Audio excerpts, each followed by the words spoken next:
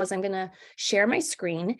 In the chat, you can find a link to the Desmos activity that we'll be using to guide our conversations.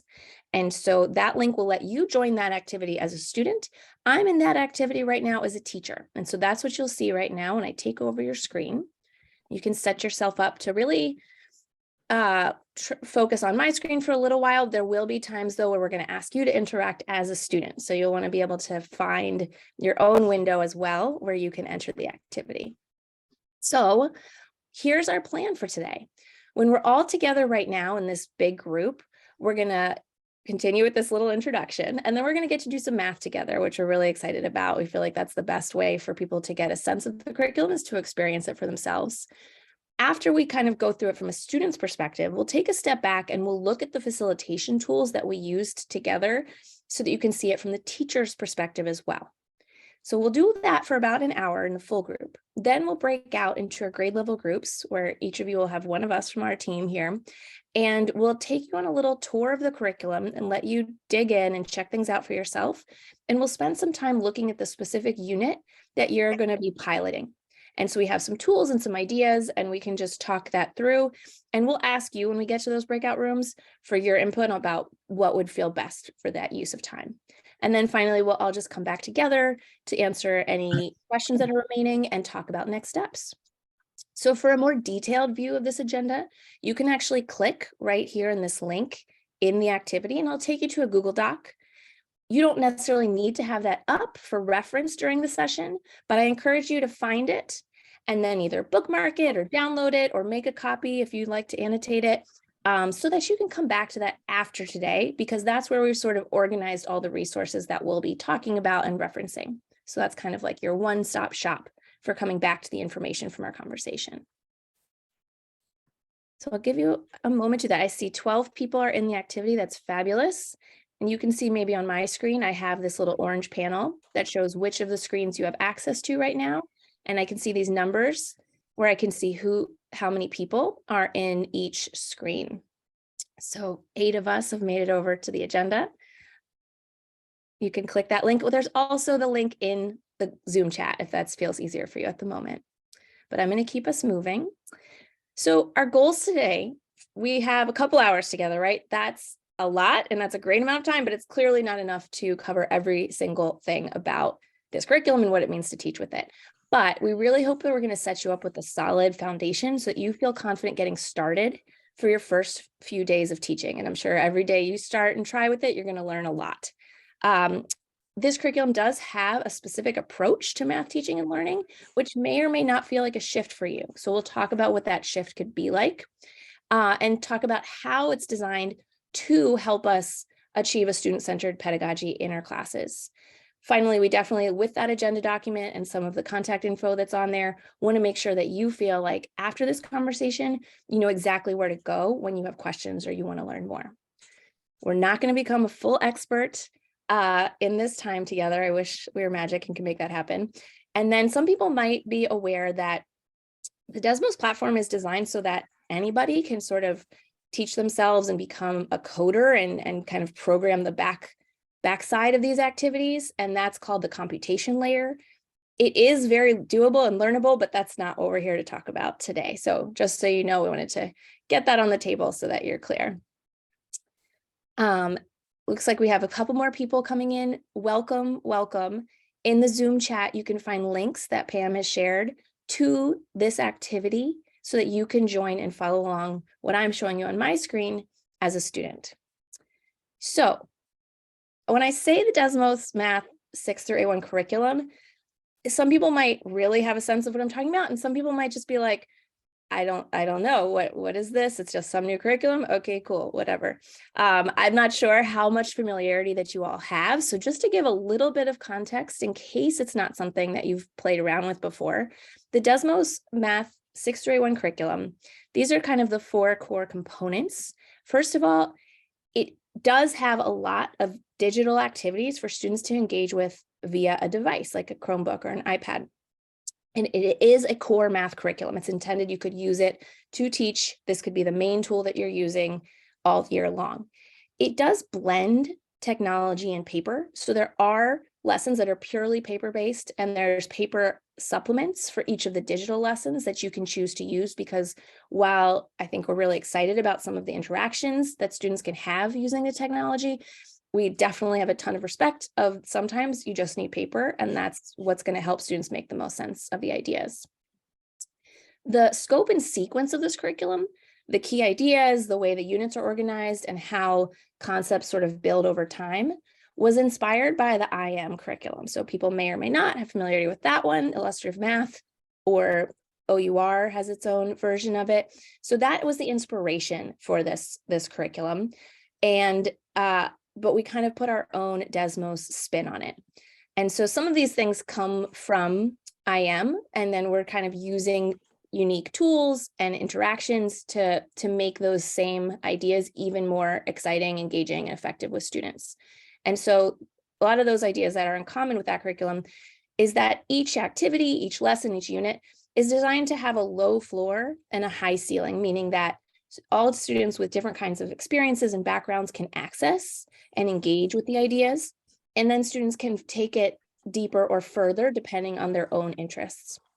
The lessons are designed to encourage problem-based learning, where we're presenting students with a situation and asking them to explore it, and then helping to synthesize the key ideas that arise, rather than sort of modeling and having them copy what we're doing.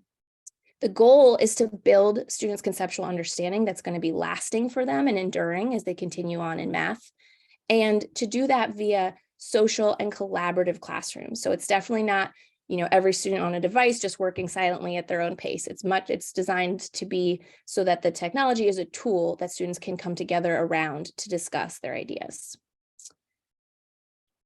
And so with that technology, what you'll experience in a little bit as a student, and then we'll kind of peel back the curtain and show you about the teacher view. There's specific things here that are going to help students engage with mathematical concepts. And then there's also tools via the platform that help the teacher see what students are doing and thinking, and being able to organize what students are doing and put that back out for the class to discuss. And so we're really excited to show you some of those tools here today. So before we jump into our activity, we just want to stop and see kind of how you're doing and where you're coming from and your level of familiarity with this. So I'm actually going to adjust pacing. I'm going to put you to screens 5 and 6. And so that'll sort of jump you over when you're in the activity. You'll automatically get bumped over to screen 5 if you were back before that. And this is what screen 5 looks like. So it's going to ask you, how are you doing this morning? Have you had your coffee yet? This is late for you because you're at school at 5:30 every day, or are you less of a morning person? All's fair. So what you can do is you can take this little battery image and you can pick it up and drag it and move it around the screen anywhere on these axes that represents your energy level, from energetic to tired, and just kind of like your general mindset from positive to negative. No wrong answers here. We're just trying to see how are you doing collectively. And if you'd like, share more, but no pressure. On the next screen, we'll ask you to let us know kind of what's your level of familiarity, with Desmos. The word Desmos means a couple different things. There's a calculator tool that you might have seen and played with a lot. And so you're over here on the person with a lot, the octopus with a lot of familiarity, or maybe you've never really seen this technology. You've used other tools. There are Desmos activities, which are free and out there for anybody to use, that are similar to the activities in our curriculum. And then this is the actual curriculum that we're diving in here today, that uses the ideas and the technology of the calculator and the activities, but sews them together into a really coherent sequence of learning experiences for students and creates units and courses. So I'll be quiet for a moment, and maybe you've already started, but I'll invite you to go ahead and share with us on screens 5 and 6. Thank you. And I'm going to interject here for just a moment too. Ivan would like to also take a moment to take attendance. So maybe we can do that while everyone is also engaged in these two screens. Pam, I think it'll be fine if we just do it in our groups once we do breakout rooms. Okay. Okay. Yeah, great. Whatever works for you.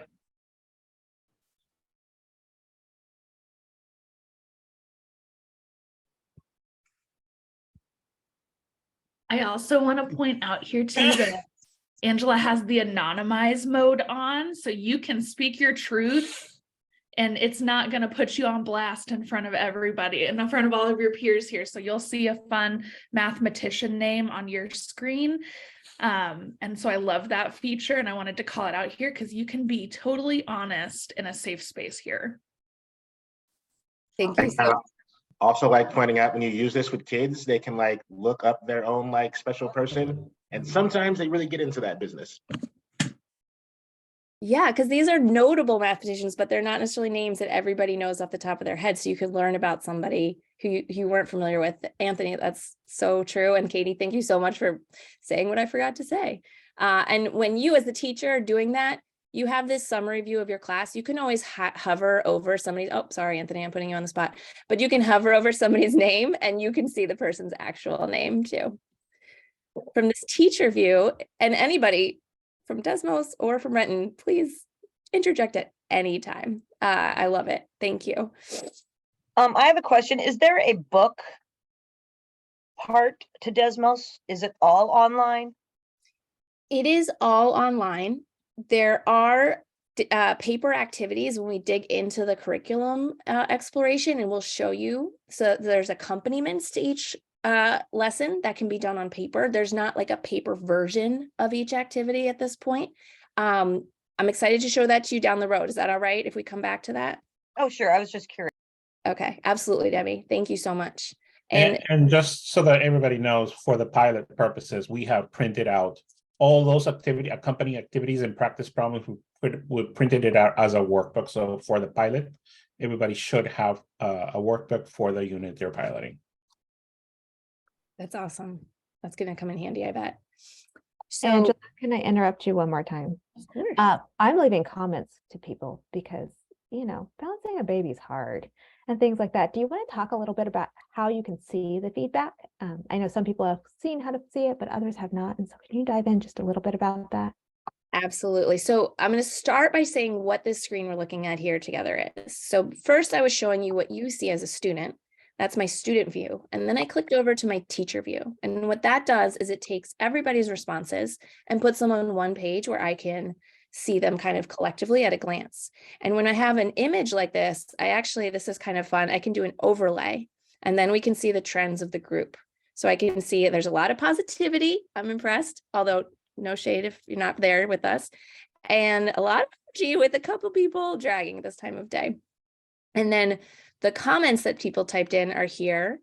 And so when there's that green square, that means that Stephanie, she can come over here. She checked this and she can send feedback. And I'm not going to do it because she already did, but she can type a note and send it or send and close. When it's green like this, it means that the person receiving it hasn't looked at it, but oh, did you see it just change to gray? That means the person did see it. And so using this is what the person sees on their screen, using this little icon right here that will, correct me, Desmos team, if I'm wrong. This will turn green like this when there's feedback waiting for you. Yeah, okay. And so this is where you can see she sent kind of a direct message to that one person. And so we are all parents, we all understand the struggle, and I'm impressed you're here with the baby as well. And I can close back out of that, pop up, and I can see other people's responses. Just to note some of the things that you shared, thank you for sharing them. Some people know a lot, and if you have to zone out, that's great, but also we'd love for you to contribute because I think you know your peers' context better than we do and have a lot of great valuable ideas to offer to the group. Hoping the curriculum lives up, me too. Skiing tomorrow morning, that sounds really fun. A little bit of wariness, and that is totally fair. And so hopefully just getting a little bit more knowledge building today helps you think through what challenges will be and how you can prepare for them.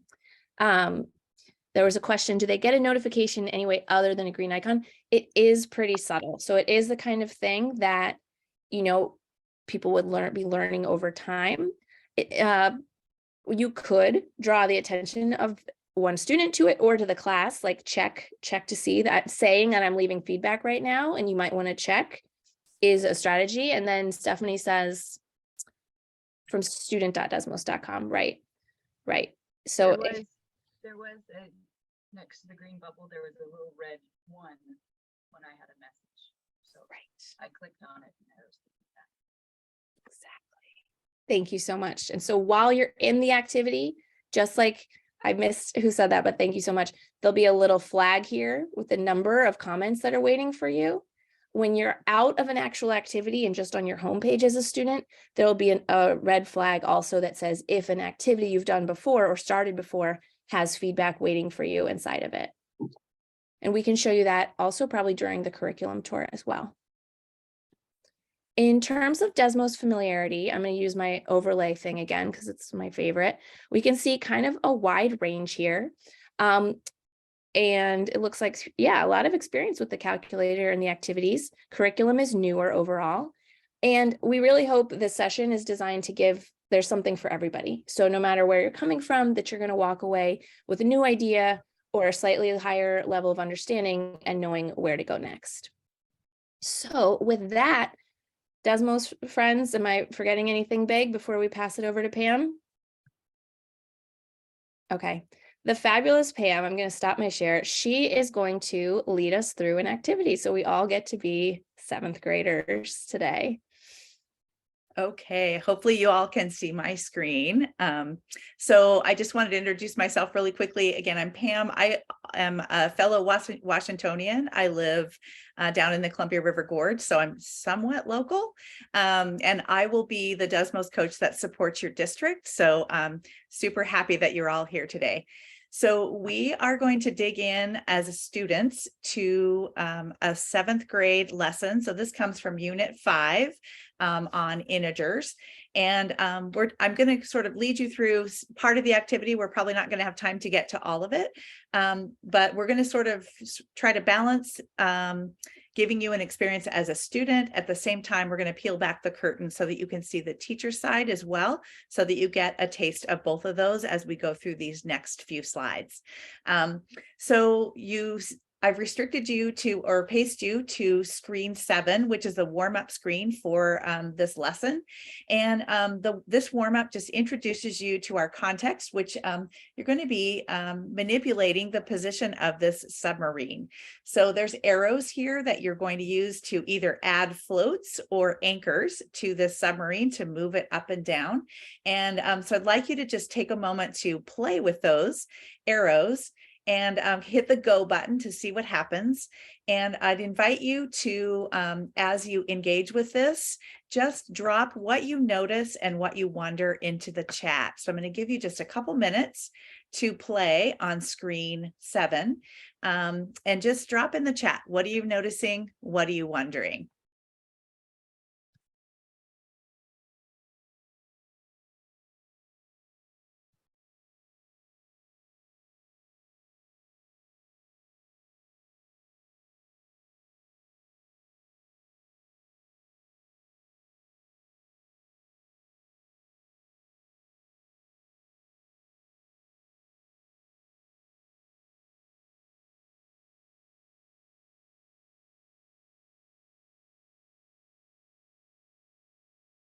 Okay, so I see that Mitchell noticing that it's a modified number line. Debbie's noticing it looks like it's made for younger students. So this is a middle school lesson. It's for 7th graders. This is their first introduction really to integers. Lene, I hope I'm saying your name correctly, is noticing there's limits to the floats and anchors, wondering why that is. Great question. Chris is saying you can fill it up with both and get back to the middle. That's an interesting wondering, like, what is the middle? Stays at 0 if you have the same of each. That's a great noticing. Yeah, so all kinds of really great things there that you're noticing. Wondering if students know what floats and anchors are. That's great too. And again, that might be something that is one of the purposes of the warm-up of a lesson, is to introduce students to the context of the lesson.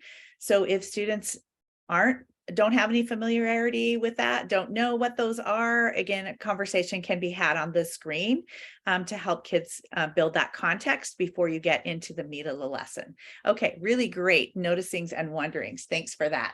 So again, in the interest of time, I'm going to pace you to the next group of screens. I'm going to pause you really quickly so that I can draw your attention. So we are going to use this context of the submarine floats and anchors to explore some things with integers.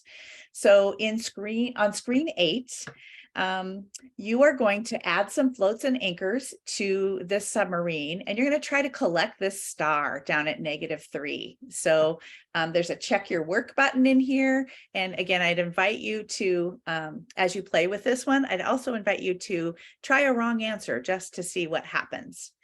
And then on screen 9, you're going to do a similar thing. You're also trying to collect the star at -3.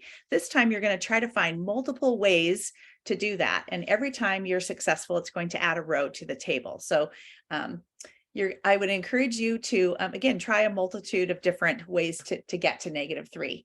And then on screen 10, similar thing, you're going to collect a star at +4, but this time the submarine doesn't start at 0.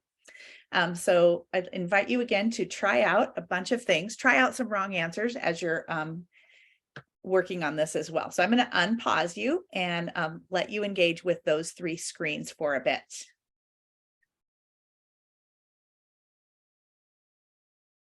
Can I ask a teacher hat question? Yes, absolutely.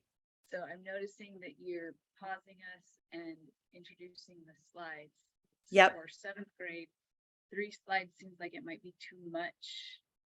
Like this is, you're modeling what we would be doing as teachers. Am I getting, so it is expected that the slides aren't standalone, like give it to a kid and let them work independently, that to stop them, explain a little bit, encourage them to do like get a wrong answer or try with right and then Correct. So as a teacher, I mean, of course, you always know your students best and you know what they need. So I'm pacing you just to 3 slides, but if again, depending on your students, you might give them more or fewer than that. There are down here in the teacher moves, there are suggestions about how to pace students. It doesn't mean that you have to do it that way. As a teacher, it's always up to your discretion to plan that lesson however you think it's going to best meet the needs of your students. So yeah, we do though recommend that you don't just open the whole activity and let kids work through the entire thing independently. As Angela mentioned earlier, this curriculum is meant to be interactive and social in nature, that we really want kids talking about the mathematics, not just working through the screens independently. So again, and we'll talk more in our unit planning chunk of today about how to plan that, and we'll give you some tools for thinking through how you might do that. And did I answer your question? yes, thank you. Okay.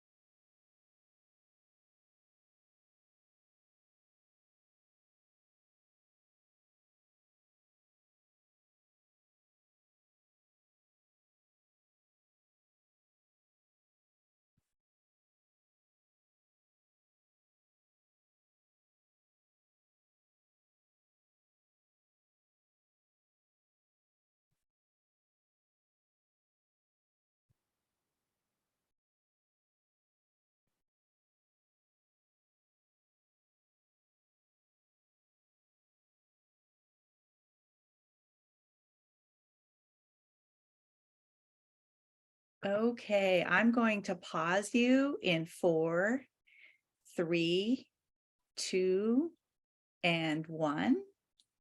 And while you were working, I chose a couple of pieces of student work for you to look at. So these are 2 tables from your classmates.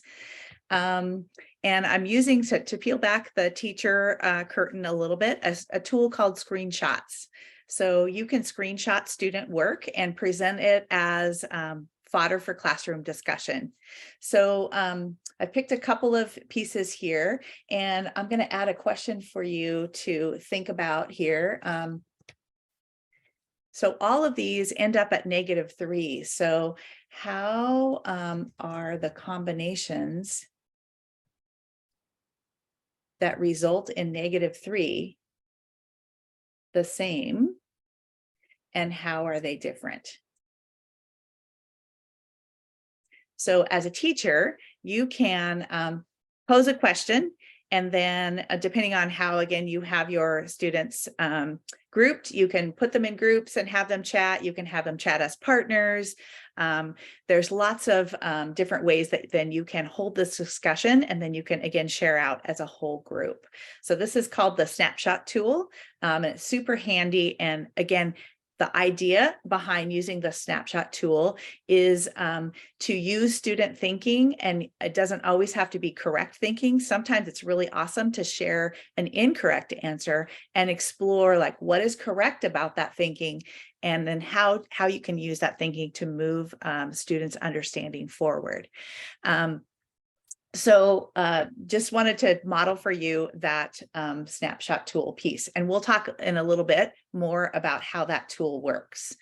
I see Debbie has a question in the chat about direct instruction. So one of the things that we really encourage teachers to do is similar to what we just did, where we let students explore an idea, we let them interact with the content, and then we post teach. In other words, we have a discussion afterwards and we use student thinking to get those ideas out, and start by taking students with where they are currently in their thinking, and then use that discussion and student work to move it forward. So we call it post-teaching, and it's sort of like some other places call it consolidation. You sort of take students' ideas, bring them all together, and then use them to move student thinking forward. So it's sort of direct instruction, but it's a little bit different than what we traditionally think of. Okay, so next I'm going to pace you to screen. Pam, Yes. just to add to that, I think it's important for us to realize that that the curriculums that we are picking for piloting are curriculums that are highly aligned to Common Core, and Common Core has the aspects of rigor and the idea that not everything is procedural, and therefore not everything needs to be direct instruction, that students are capable of developing their own thinking, their own strategies, their own reasoning, and noticing patterns, and come up with ideas that we can build on to develop conceptual understanding. Yeah, Right. but if they're struggling, I mean, we went through the last pilot, and if they're struggling and they're all over the place, you know, our job is to teach them. Our job is to teach them and introduce things to them, and then they can work with it and practice with it and even do these things. That's great. But if they don't know, we have special ed students in our class. We have an inclusion classroom. And if they're struggling with what this is, where's the piece that we have to show them. We have to give them that information before they can grasp it. You can't just pull stuff out of the air. Some kids can't do that. Some kids cannot pull stuff out of the air. And so I struggle that there's not more of a piece that we actually teach them, give them some information to work with beforehand. I mean, that's just my. And I think there's a that. balance there too. I mean, ideally, we'd also like to begin with helping students understand the conceptual underpinnings of an idea before we move to the procedural fluency part.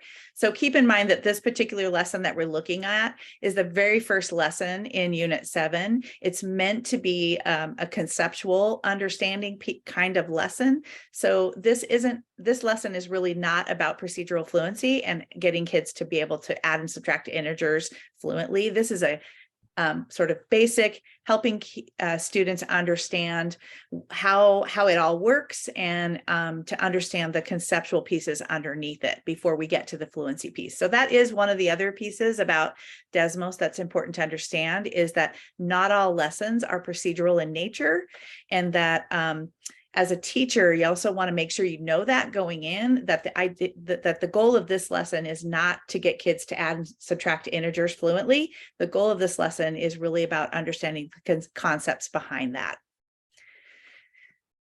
So there's always a balance, I think, between that conceptual piece and the procedural piece. And yeah, we need both. And this is definitely not a procedural type lesson. Yes, and Bob, I love your comment there about this connects to a low floor, high ceiling. Yeah, we always want to give students entry points into the mathematics. So next, I'm going to pace you to screens 11 and 12. So on screen 11, you're going to be selecting multiple ways to get the submarine to end up at -5. And one of the things I'd invite you to try out on this screen, you'll notice that there's draw tools up here on the top. So I'd encourage you to play around with those and use those tools to just see if that helps you to explain your thinking. So I'd invite you to try those out.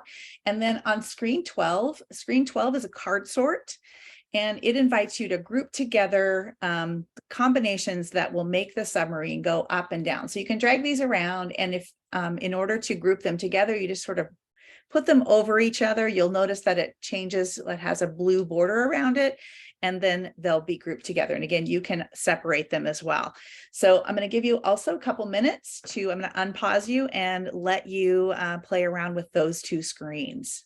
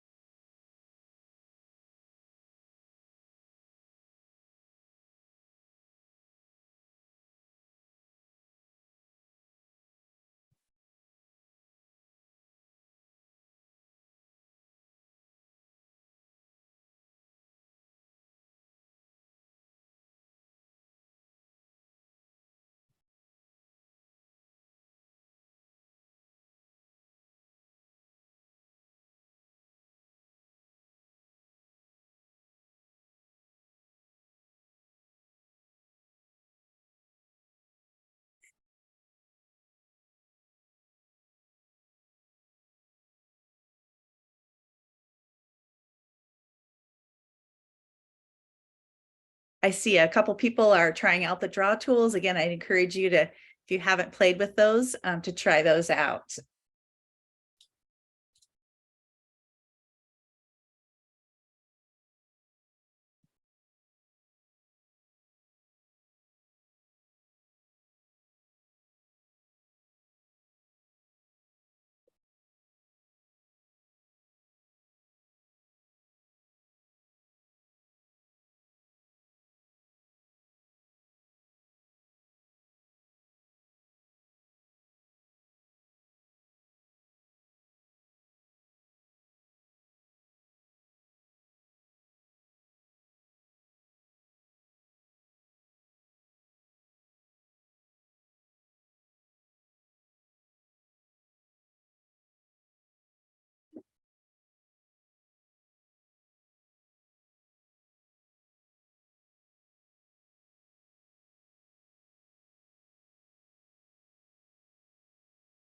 Somebody's asking about incorrect and correct cards.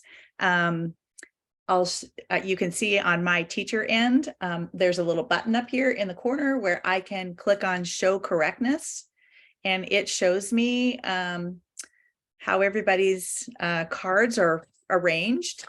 In fact, if you haven't gotten to the card sort screen, I'd encourage you to try that out. I want to show you while you're working here another tool that you have as a teacher for the card sort, which is a really great teacher presentation tool. If I go here to the overview, there's over here on the left side, there's an overview button.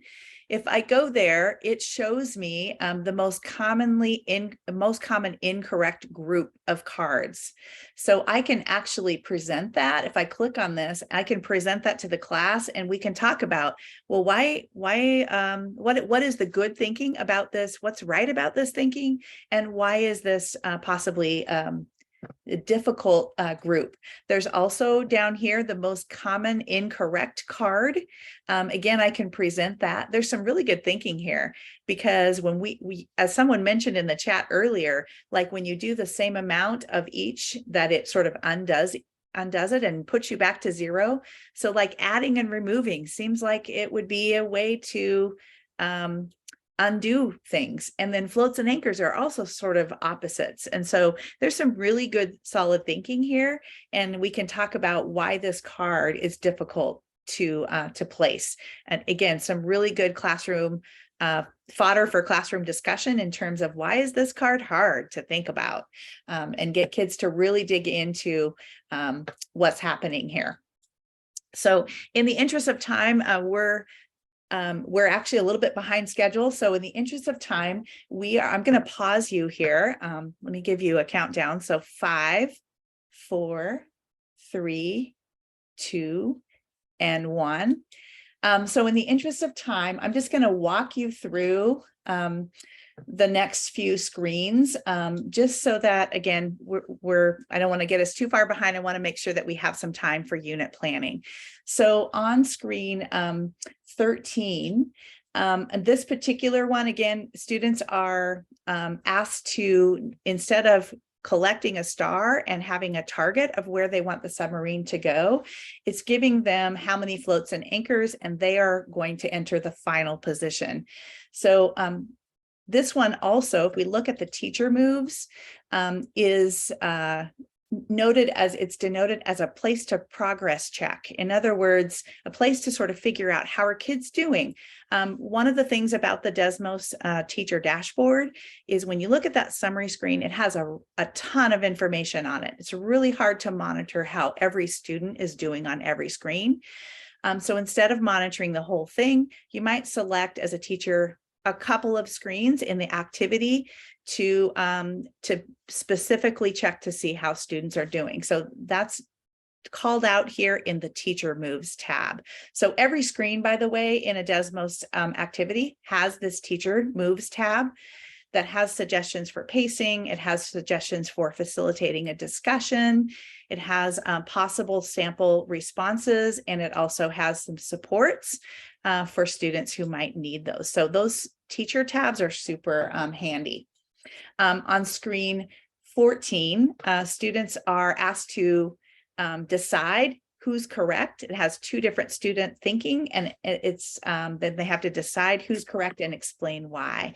So this one also I want to call out down here on the teacher moves tab is a place where a teacher could use the routine decide and defend as a way to discuss that particular slide. So there's all kinds of instructional routines built into the curriculum that teachers can use at various points.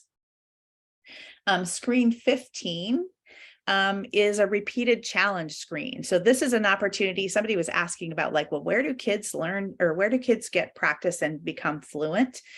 So many of our activities have these repeated challenges in them that are designed to build fluency. So this one, lots of kids have opportunities to solve multiple problems. Also gives the teacher an opportunity to maybe support students who need some extra help. And at the same time, kids who are ready to move on can do lots of these. And on the teacher side, teachers can see how many problems each student did.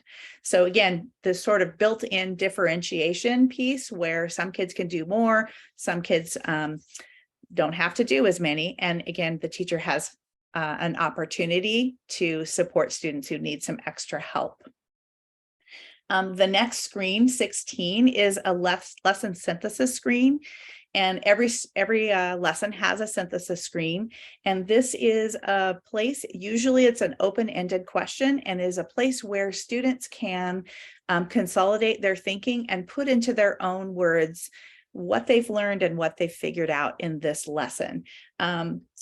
Notice here that this is a input box here. Students can also upload an image. So if they do some work on a piece of paper, let's say they draw a diagram or some kind of thinking on paper, they can take a picture of that and upload it here.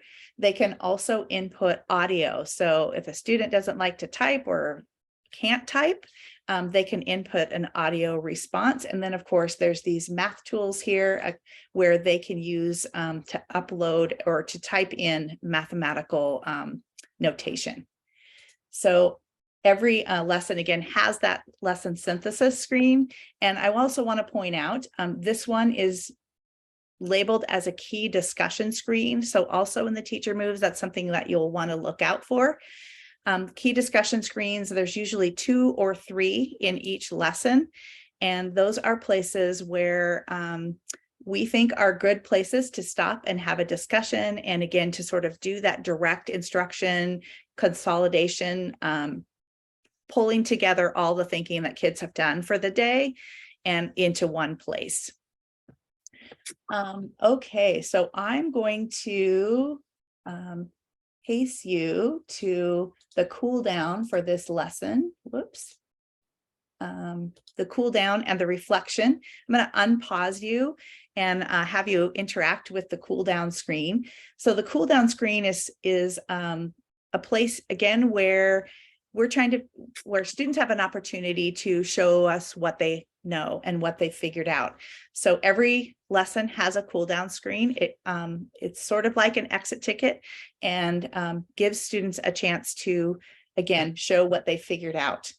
And then the reflection screen at the end, this one is the first time that kids actually see the goals of the lesson and gives them an opportunity to reflect on, well, how did I do in relation to those goals? And how did I feel about the learning today? So I'm going to give you an opportunity just to, I'm going to stop talking for a moment and let you interact with those 2 screens.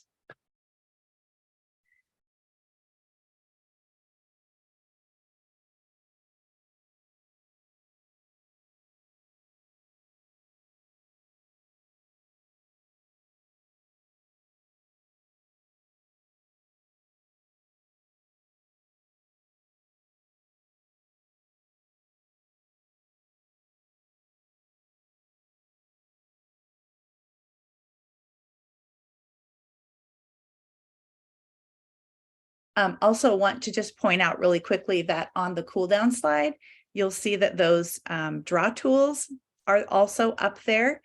If you didn't get a chance to try those out on an earlier screen, I'd invite you to check that out.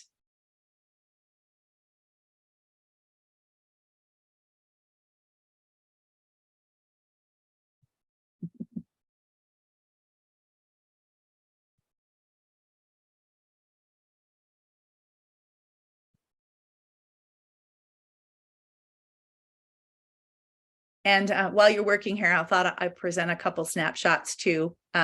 Love the, is that a hippo, I think? And middle school students will do these kinds of things. They're super fun and great. And it's always fantastic if you can honor student thinking, no matter where it is. And it looks like this other person here is sort of thinking through how the submarine is moving with by drawing lines on the grid, which is great also. So really awesome, fun way to engage every student, even if they're not necessarily doing the math. So with that, I'm going to hand it back to Angela for just a little bit. So I'm going to stop sharing my screen here and hand it back to Angela. Oh, you know what? I actually missed a screen. I am so sorry. I'm actually not done yet. So give me just a second here. Okay. I'm going to extend you to one more screen. I'm sorry about that. So I do want you, before I hand it back to Angela, I want you to sort of think through, I know we didn't get a chance to do the entire lesson. We didn't get a chance to engage with every screen, but hopefully you've got a little taste of the student experience. And I'd invite you now to move to screen 19. And on screen 19, I just want you to put your teacher hat on and think through like what teacher moves do you think were most important here or essential in terms of helping students to engage with the mathematics, helping students understand the mathematics? And again, I'll stop talking for a moment here and let you think through that.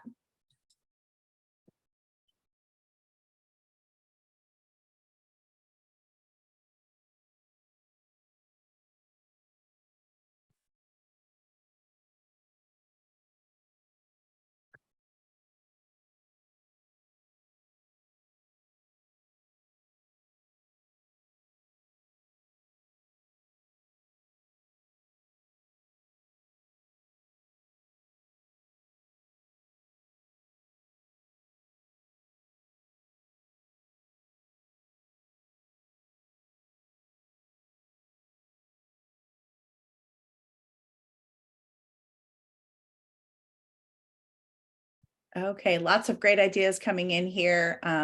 The idea of students exploring the concepts before getting into the instruction. I love that too. And just, I feel like the lessons are invitational in nature and they really draw kids in, which is really fun. Somebody's calling out pacing. Students left to their own devices, they'll lose focus. Totally agree there. I feel like, again, our intention is not to open the whole activity and just let kids go, that we want to have those really important discussions so that students are really making sense out of the mathematics.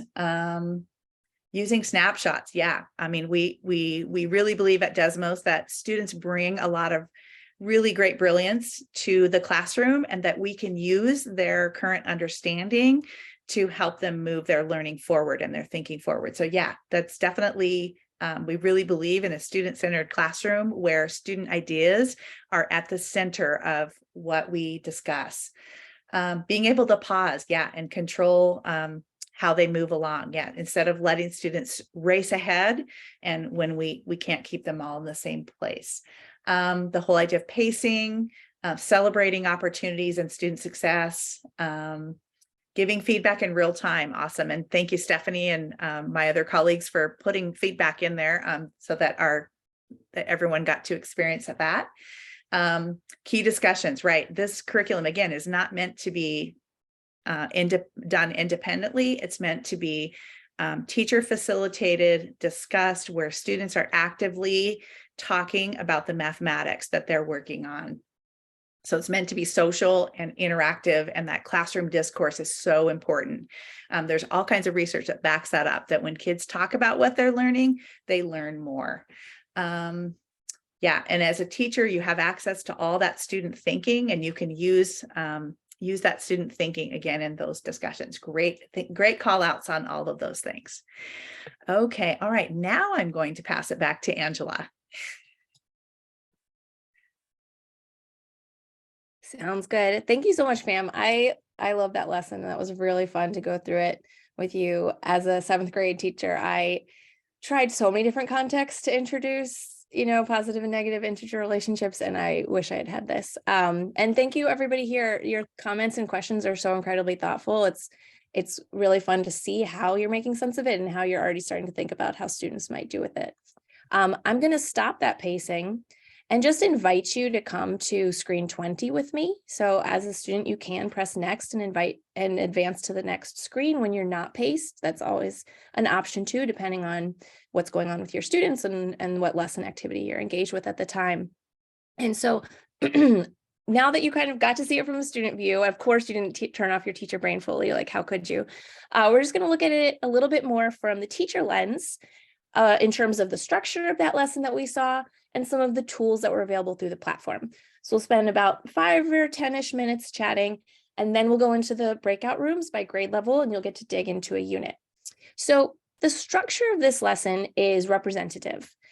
Every lesson pretty much has a warm-up, 1 or 2 different distinct activities, and are you ready for more screen, that's one screen and like a challenge opportunity, a lesson synthesis, and then the cool down and reflection.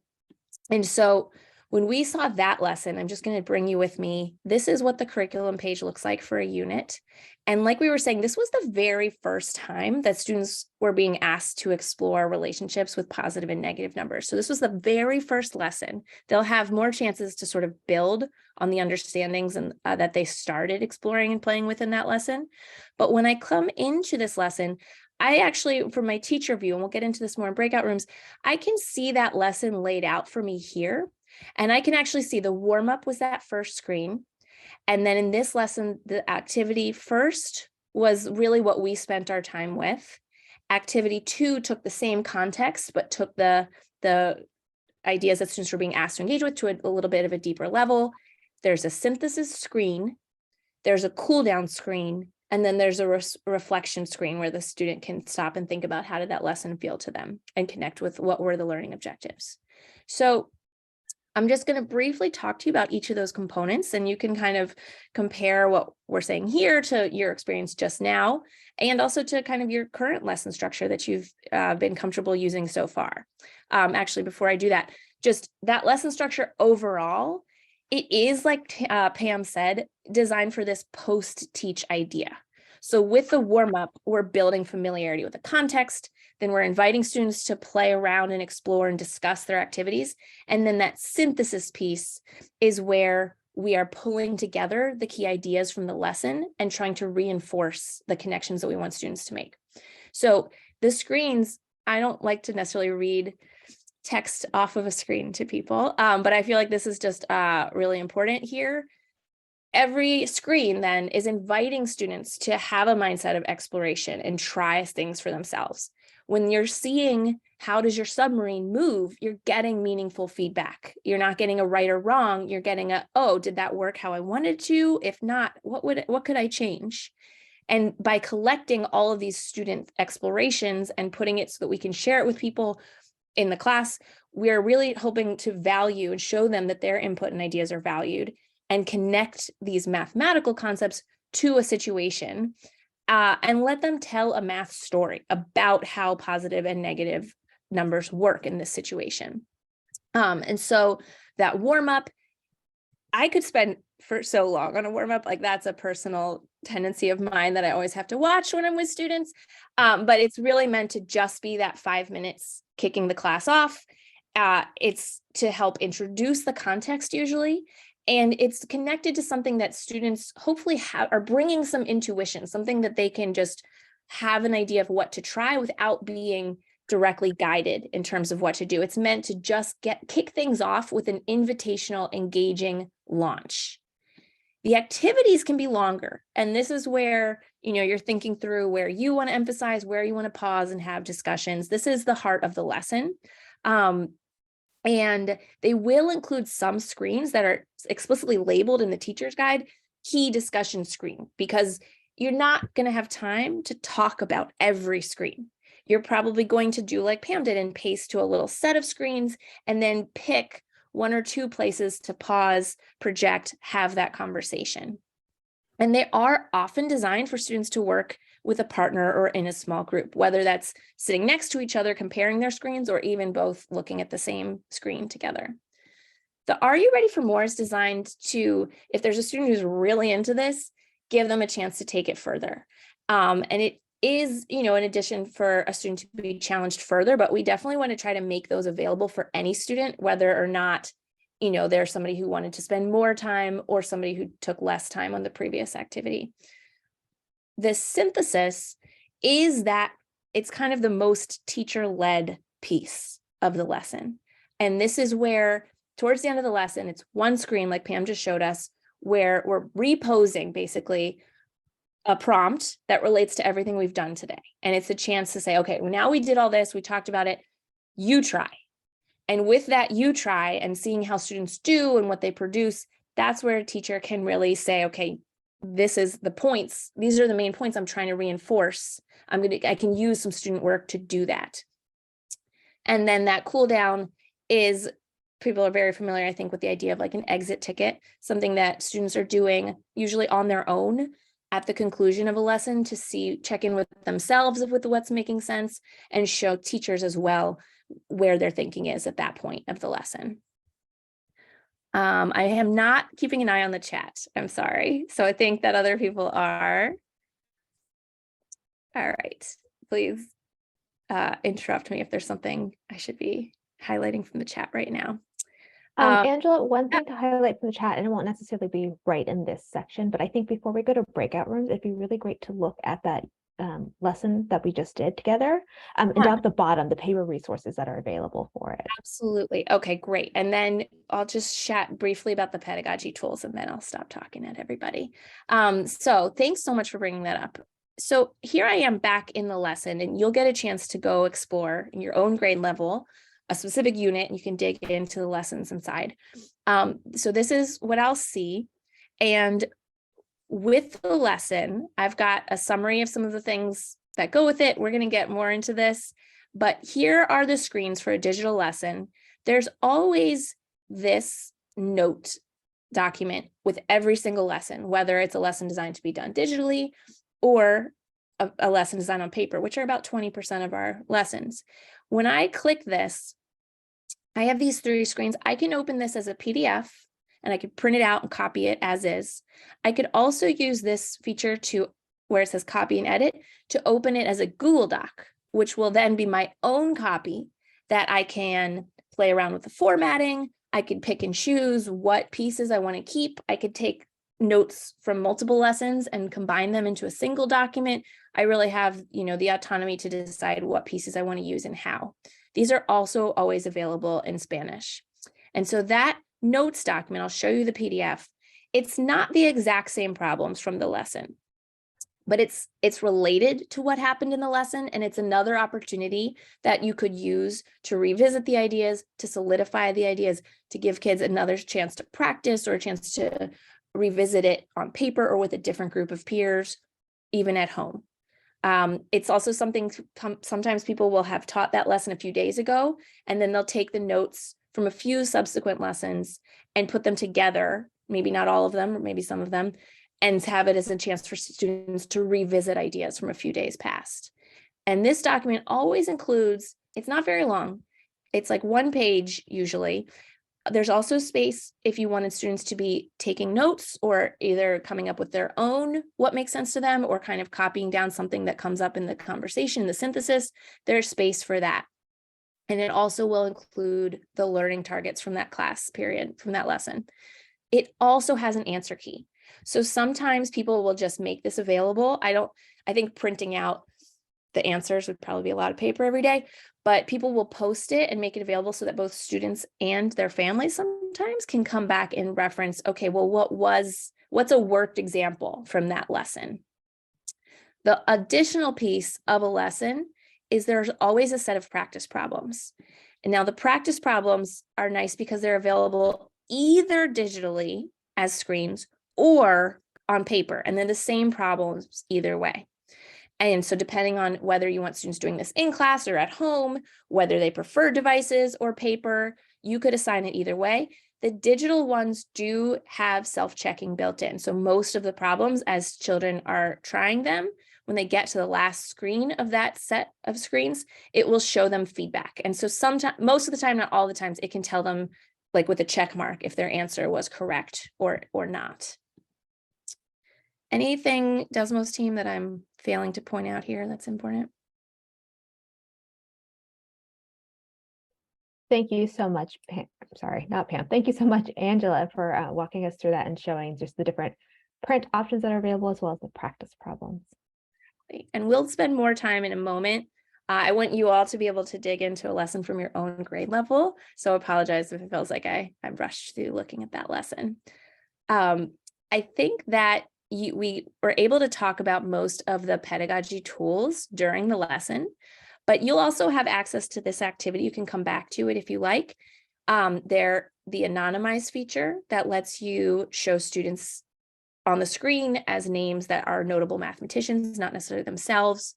The pacing feature, where you can restrict which screen students have access to at a given time. the pause feature where you can make it so they cannot interact with the activity at that time. And I saw a comment in the chat. You might also want to have them, lower their screens to 45 degrees to avoid the temptation to be doing other things on the computer when they're paused. And the snapshots tool, which we talked about a little bit, where you can select some student work and put it back out, project it back out so that you could facilitate that conversation around some specific examples that you saw students producing. Anything I'm missing in the chat? Okay. The screens, we were able to demonstrate for you a little bit. You have these different views. The summary view will help you see all of the students here on the left side, and you can be anonymized or not. And then we can see the screens of the activity going across the top. And so this chart will show me the dot means that students entered something in that screen. It's the kind of open-ended response where the computer is not going to give me a right or a wrong. Maybe there wasn't one, but the dot shows that they entered something. This gray square means that Florence skipped that screen. She didn't look at it for whatever reason and just went to the next one. When we see this line, it means that that was a screen that was showing students something, but there wasn't a place for them to input their own ideas. When there is a prompt that has a right or wrong answer that the computer is going to be able to grade, then you'll have these checks and X's. So a check means that they found the value correctly. X means they entered a value that wasn't correct. This triangle with the exclamation point, this like warning sign, means like it was something that was just really off. Like maybe the computer was expecting a numerical value and they started typing in words. So it just sometimes means something you want to check out for yourself. The teacher view is what we modeled, where you can see everybody's responses in one place. This is where you can click to leave people feedback or to create an album of snapshots. And the student view is a nice way to preview for students what it is that they're going to be doing. And that's also where you could click into a particular student's view to see any feedback that you left for them. I think unless there's a burning question, then how does it, okay, let's see. How does the teacher view work for co-taught classes? You both have access. You can make it so that you share the same class. You can share the same dashboard. Right now, Stephanie, Pam, Katie, and myself, we all are sharing this dashboard and we can all see the same things when we pull it up from the teacher lens. And look at people are answering each other's questions. That's amazing. A copy of your presentation. So this is not a PowerPoint. This is a Desmos activity. You will be able to access it after today. You'll see it from the student view. So you'll see not all this behind the scenes stuff, but in our breakout rooms, you can create and practice assigning an activity and get a sense for what it feels like to access it and see it from the teacher behind the scenes view. And there's instructions about how to do everything. And rather than try to walk you through it here, it would just be way too much information. What we'll do is we'll make sure that you can navigate to the place where there's really clear, short articles with pictures and illustrations to see how to do any of the specific steps. And we'll also leave you with contact information to reach out with questions. Yeah, So, and Angela, I think we're going to wrap up our breakout room time, just making sure that classes are set up. And so we'll be able to add co-teachers there. So folks will be able to add their co-teachers before they leave today. And so they'll be able to start class on Monday if you're ready. perfect. So speaking of breakout rooms, we're going to create some. Has anybody been able to do that? Katie got those ready to go, Angela. Oh, fantastic. Katie, do you want to talk us through that?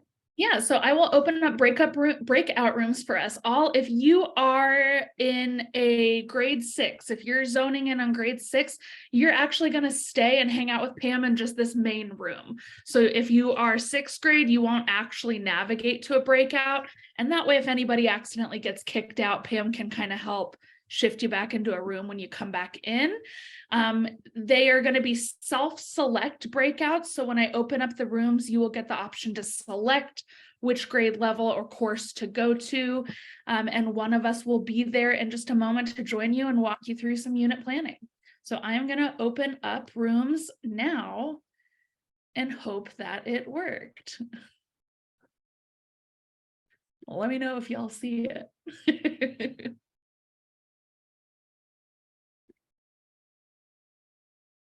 And if you're on that breakout room screen, you may need to scroll clear down to the bottom to see the different grade levels if you're having trouble finding that. So just scroll way down to the bottom.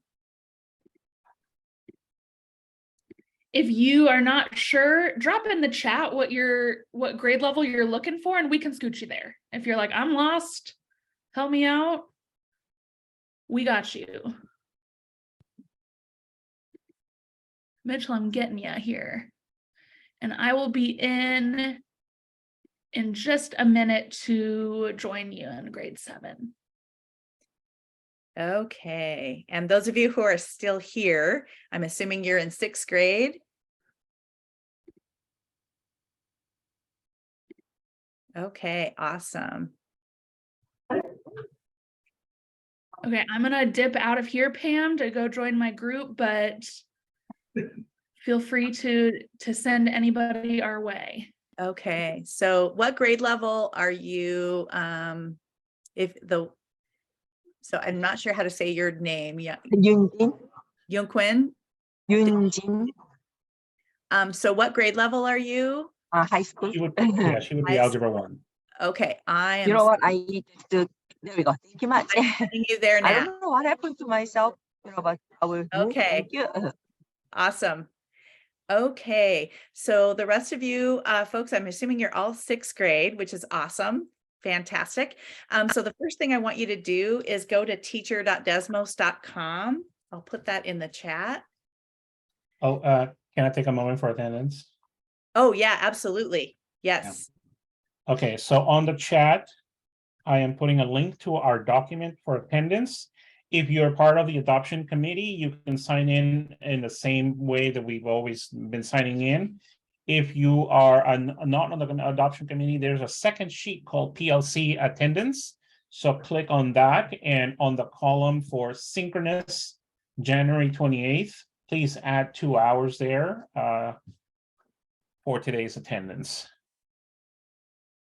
While we're working on that, can I call out a potential troubleshooting question I'd like answered before the end? Yeah, of course. Renton has us set up with our Renton School District addresses as our sign in to the curriculum. I already have an existing account through my Gmail so that I can upload to my classes any assignments we've done so far. We need our curriculum addresses to be Gmail if we want them to access it through our Gmail accounts, right? If we're gonna like link Google Classroom. And I think I'm pretty sure that if you already have because we do prefer that you use a school email address, but if you do have a personal email address that you've already used with Desmos. They're both school emails. We have Outlook and Gmail through the school. Yeah. Okay. So you have 2 email addresses. Yeah, I don't know if that's a Renton thing or if that's a Desmos thing, but we need our curriculum accounts to be our Renton Gmail so that we can integrate it with our Gmail or our Google Classrooms. Okay, Trina's got something to say. You might, Linnea, we've never used Google Classroom at Dimmitt. So mine is set up as my Outlook email, and please don't change it. I've got hundreds, thousands of activities in there that I don't want to mess with.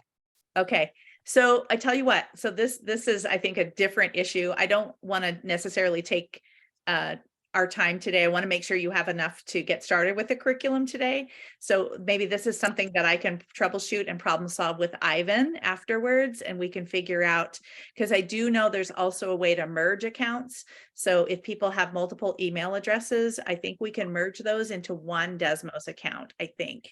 So I think that's something, again, that I don't have a quick answer for, but it's something that we can problem solve for you. So we'll figure that out. But thank you for letting me know about that. There's not going to be one answer. Yeah, so that's actually important to know. So thank you for bringing that up. I appreciate the fact that that you let us know about that so that we can problem solve that, because that sounds like it will be important for you. Hopefully you can see my screen here. I'm on teacher.desmos.com. So the first thing that I would like to make sure that you all have access to this. Hopefully you are seeing on the top here these 4 big banners of our, if you're not seeing that, is anybody not seeing that? Okay, so if you're not seeing that, what I would like to do right now is add you to our account. So if you would drop your email address in the chat, I will add you right now, and we'll make sure that you all have access. So let's start with that. So drop your email in the chat if you aren't seeing those. Oh, and Ivan's saying you have to be logged in with a Renton account. Yeah, for the attendance sheet. Oh, for the attendance sheet. Okay. Yeah, it's for the attendance sheet. Okay. So is anyone not seeing these 4 banners up on the top? Okay, so Kathy, can you drop your email in the chat? Oh, I see it now. Okay, let me copy that. I'm going to add you really quickly so that. Pam, there was. Yep. Someone said at some point in time that we were going to be talking about how to set up classes. Yep. Can we make sure we add to that? I've already got classes set up for my students. Do I need to redo it for the curriculum? Nope, you do not. Okay, so let me make sure. Let's see here.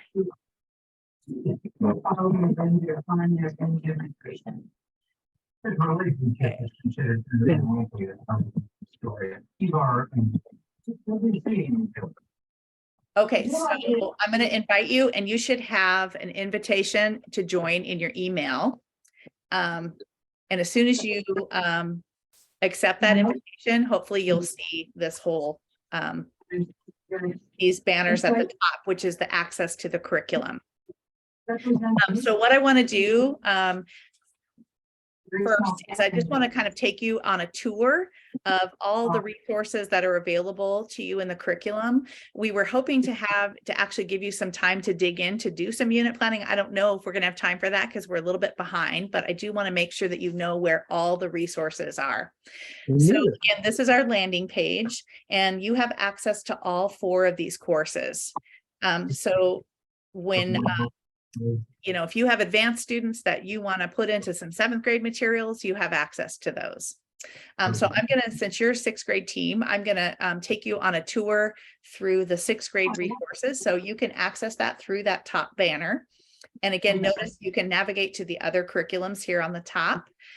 You have a menu over on the left side that is a list of your units. And you also can scroll down through the middle here and access the units that way. So we're going to dive into unit 4 because I think that is the unit that you guys wanted to focus on. And so we're going to dig into unit 4. So we're going to start with, we're going to sort of funnel down. I'm going to start with the unit level resources, and then we're going to dive into, we'll get down to the lesson level. So when you click into unit 4, there's a number of resources. First, I want you to notice over on the left-hand side here, the structure of every unit is the same. So every unit has a unit overview, which we'll dive into in a moment. Those are where you're going to find your big picture unit planning resources. Every unit has a readiness check, and the readiness check is designed to figure out whether students have the prerequisite skills that they need in order to access this unit. And the readiness check has a number of questions in it, and then does have a summary document as well. In fact, let me just jump into that real quick and show you that. So the readiness check can be given as a digital activity, or it can be given as a paper option, either one. And then it has a summary with it. And the readiness check summary tells you where in the unit those particular skills are needed. So for example, this first 2 problems they need right away. This problem 3 and 4, they don't need till lesson 5. So some teachers will take the readiness check questions, and instead of giving them all at once at the beginning of the unit, they will scatter them out throughout the unit and just give them right before a student needs them, and then figure out, well, what am I going to do if my students don't have that particular skill? So notice it also gives you suggested next steps here about what you might do as a teacher and instructional decisions you might make if your students are missing some of those prerequisite skills. So every unit has that readiness check piece. So notice also over here on the left side, yes, I'm recording, by the way, Ivan. I'm pretty sure I'm still recording. Let me just check that real quick. I think I'm recording. I didn't stop recording, so I think I'm still recording. Notice over here on the left side that some of these lessons have this little paper icon. As Angela mentioned, about 20% of our lessons are paper. So that indicates that that's a paper lesson. Looking down through the unit, there's always a quiz in the middle of the unit, usually preceded by a practice day. So the units are usually broken up into at least 2 parts. Some of the longer units have 3 parts, which means they will have 2 quizzes in the middle. And then notice that at the bottom, there is another practice day and an end of unit assessment. So every unit has that. Every unit also has a series of reflection and synthesis activities that teachers can use at various points. Every lesson has a practice set. So this one down here at the bottom gives you access to all of the practice sets, one for each lesson. And then every unit also has a set, has cool down. So each lesson has a cool down, and they've been collected together into a collection of cool downs, which can be a really handy planning tool for teachers. I always suggest that one of the best ways to get to know what's in a unit is to do all the cool downs.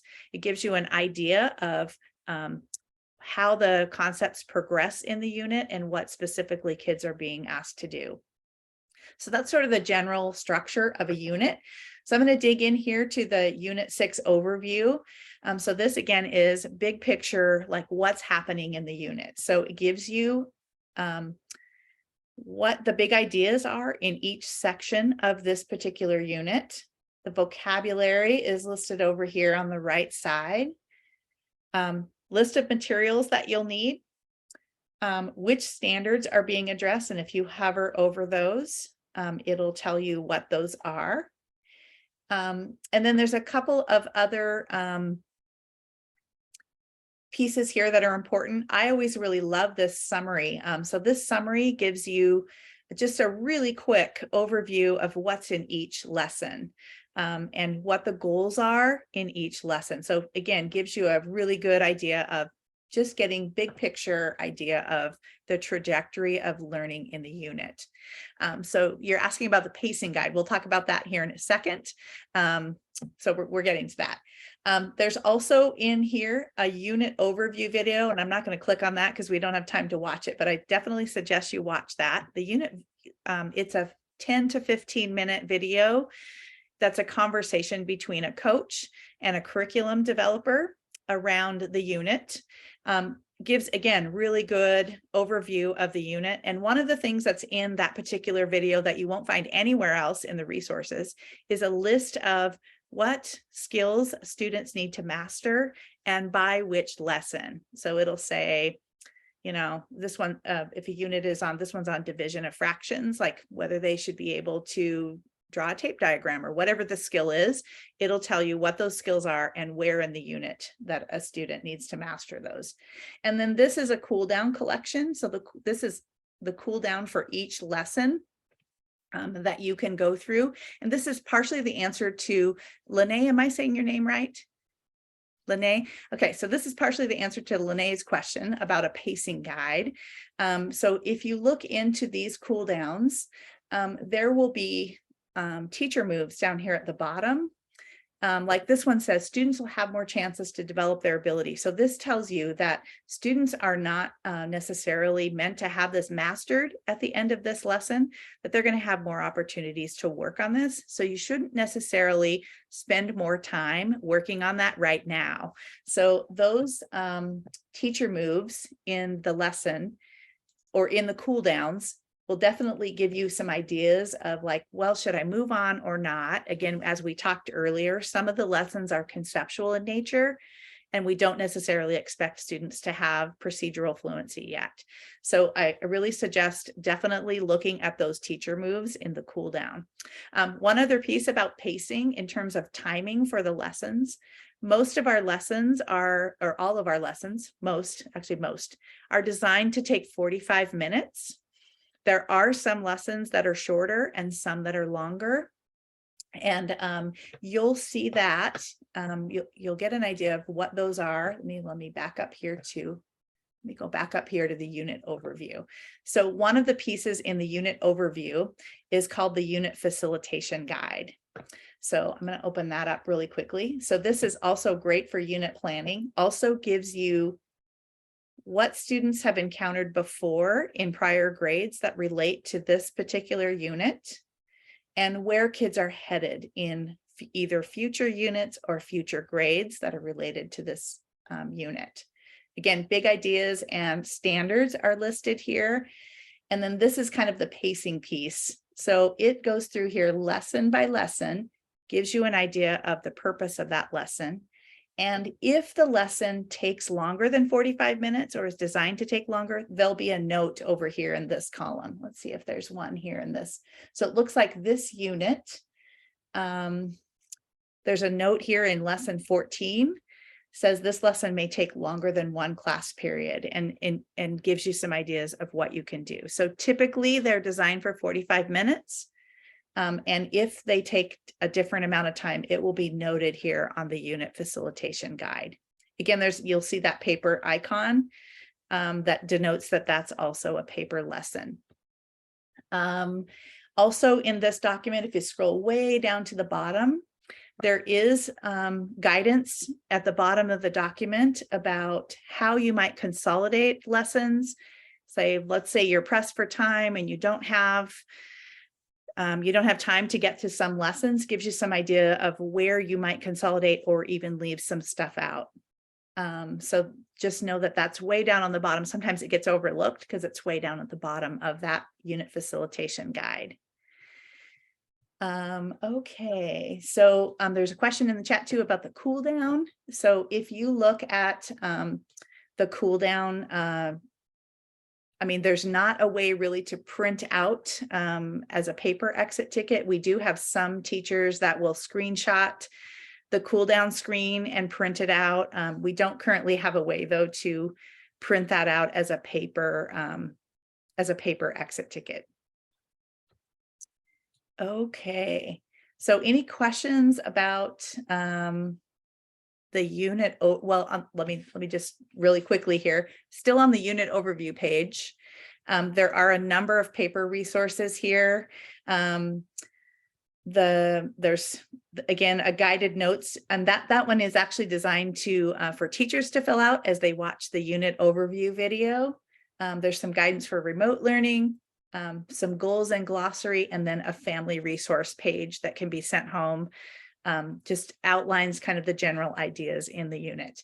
And then there's also a separate paper shortened unit guide for administrators if they kind of want to know like what's happening, what unit are you working on? That can be useful. All right, any questions about the unit overview resources?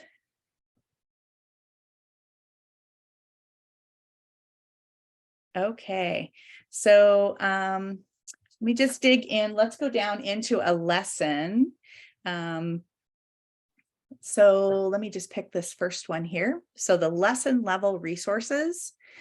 Every lesson has designed and set up the same way. So you have your learning goal here, the standards that this lesson covers. You'll notice over here on the side, this particular lesson has 3 instructional routines that could be used. Again, not required, but options for teachers for planning classroom discussions. You have student preview screens. Again, as you work through these, I would definitely encourage you to read the teacher notes. There's suggestions for facilitation, including pacing. So this one's suggesting that you start by just pacing students to the warm up. And then you'll see there that there's a link here to tell a story routine that teachers can use to facilitate discussion around that particular screen. And then as you scroll through these, again, you've got all kinds of really great facilitation pieces. I would encourage you to look for, let me find one here. Key discussion screens. So those are screens that have been identified as really good places to stop and have a discussion. And as we mentioned before, I think Angela talked about it. One of the things we don't recommend is that you hold a discussion on every screen. We really believe that if you do that, you're not going to get through the lesson in 45 minutes. So what we recommend is to pace students to groups of screens, and then to choose a couple of screens to hold a really deep discussion. Another really important piece too that we sometimes tell teachers too, and this can be hard, we don't believe that every student needs to complete every screen. Students only need to finish enough screens to be able to talk about it. So sometimes you might notice when you're looking at your teacher dashboard, like, oh, I have some kids who haven't gotten to the screen yet, but most of my kids are there. And when I look at what they've done, have they done enough to be able to discuss it with their classmates? And if they have, you can go ahead and have that discussion, even though not every student has gotten there yet. So again, not every student needs to finish every screen. They just need to know enough to be able to talk about it with their classmates. All right. And can we go back to the standards piece? Yeah, sure. Yeah, I just wanted to point out that this is the first lesson of the unit, and so we're still not addressing grade level standards, but it tells you here, what are we building on? Like, what are the previous grade level standards? And the fact that we're addressing some only the practices, but we're still building towards a grade 6 standard. Right. That's a great call out. And again, especially early in the unit, that whole idea of low floor, high ceiling, we really want to get kids engaged in the unit. So especially the first lesson is often just a, easy on-ramp for students so that they can actually then get deeper in. So again, especially the first couple lessons in the unit are definitely conceptual in nature and easy on-ramps for kids. And we're not necessarily expecting anyone to master anything in the first couple lessons of the unit. So yeah, great call out, Ivan. Thank you for that. Also want to point out that up here in the upper left corner, there's a teacher guide. This is basically a paper version of all of those teacher moves tabs. So if you scroll down here, it's basically a paper version of all the digital teacher planning pieces. It has thumbnails of the screens, and then it goes screen by screen and gives you all of the information that's on those tabs. So if you're a person who likes to plan on paper, this might be a great resource for you. So Pam, if there was a version of the teacher guide version book, like the teacher book, would it be this? Yes. We print this as a book? Yep. Yes. Okay. Yeah. Can I ask you a quick question? Yeah, go ahead. The cookie cutter lesson is the first lesson, right? Uh-huh. But it says a top note that this lesson is optional. And partially the reason it's optional is because of what Ivan pointed out earlier. If you look at the standards here, the standards that it's addressing are practice standards, and they are really talking about things that students have probably already seen in previous courses. So if your students are strong in those areas, you could skip this lesson. So that's why it's marked as optional. And again, I think that would be a decision that you could make based on what you know about your students' skills. Yeah, with a readiness check. Yes, you could use the readiness check for that. Absolutely. In fact, if we go back to the readiness check, the first 2 questions of the readiness check, whoops, let me pull up the readiness check summary. The first 2 questions of the readiness check assess what students need for lesson 1. So again, if you could give those those 2 questions before you even teach anything in unit 1 to see where your students are and see whether or not you think you need to do that lesson or not. Yeah, did I answer your question? Okay. Also want to back to the cookie cutter lesson here. I also wanted to let you know too, as I think Angela showed you before, every lesson has a note sheet. And again, those note sheets, if you click on these three little dots, you can make your own Google Doc and edit those if you'd like. And you can also access Spanish versions here. In fact, whenever you see these three little dots in Desmos, it means that there's like a menu under there that you can do things with.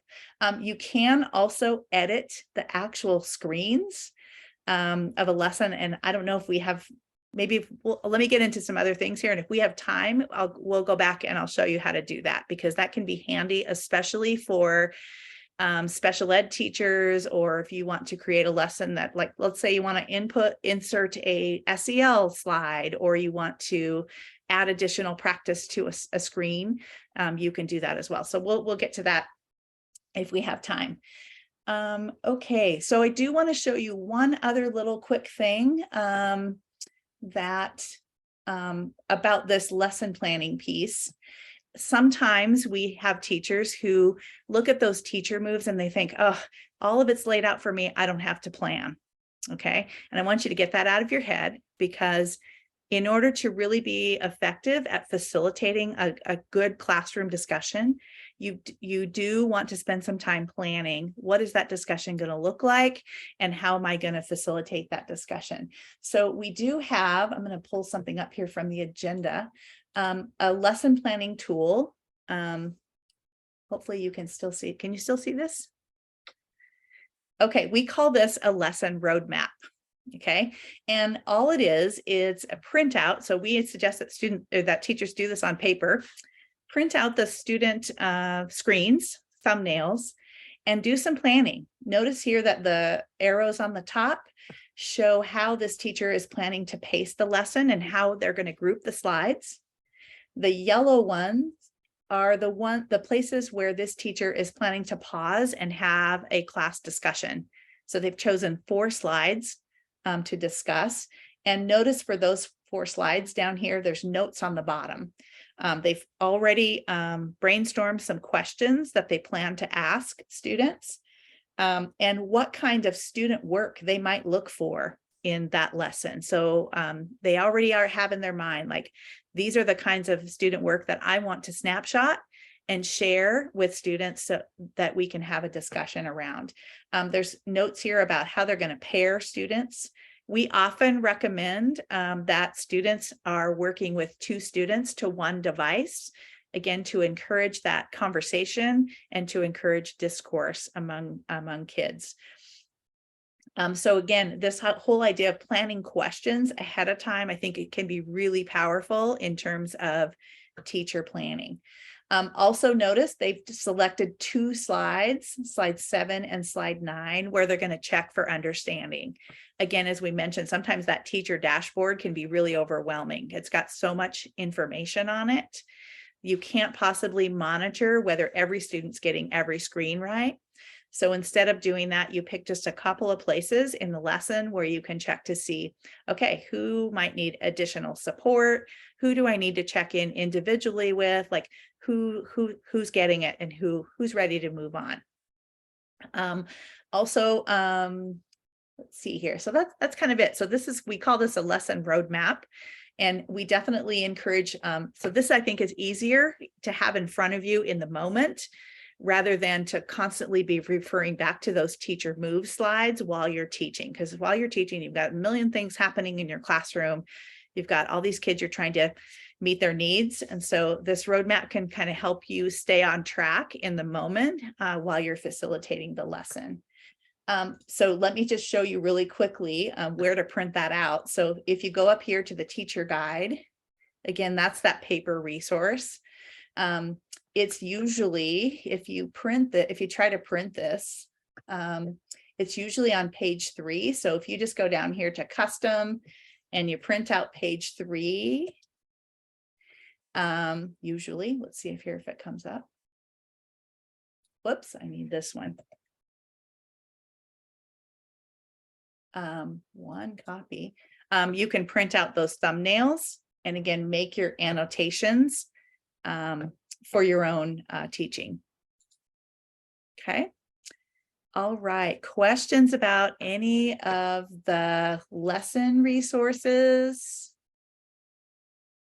How's everybody doing? So that's where you decide which ones to release to students in like here the set of the number of slides that they can work on at a time.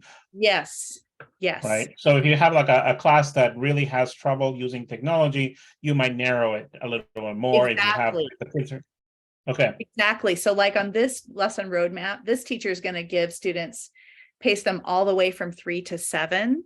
But if Mhm. you decide that's too much, you know, Yeah. you can decide to just like, okay, I'm just going to do 3, 4, and 5. And you can decide, you know, again, there's no like we trust teachers to know their students best. And I think, again, you can decide based on what you know about your kids. Absolutely.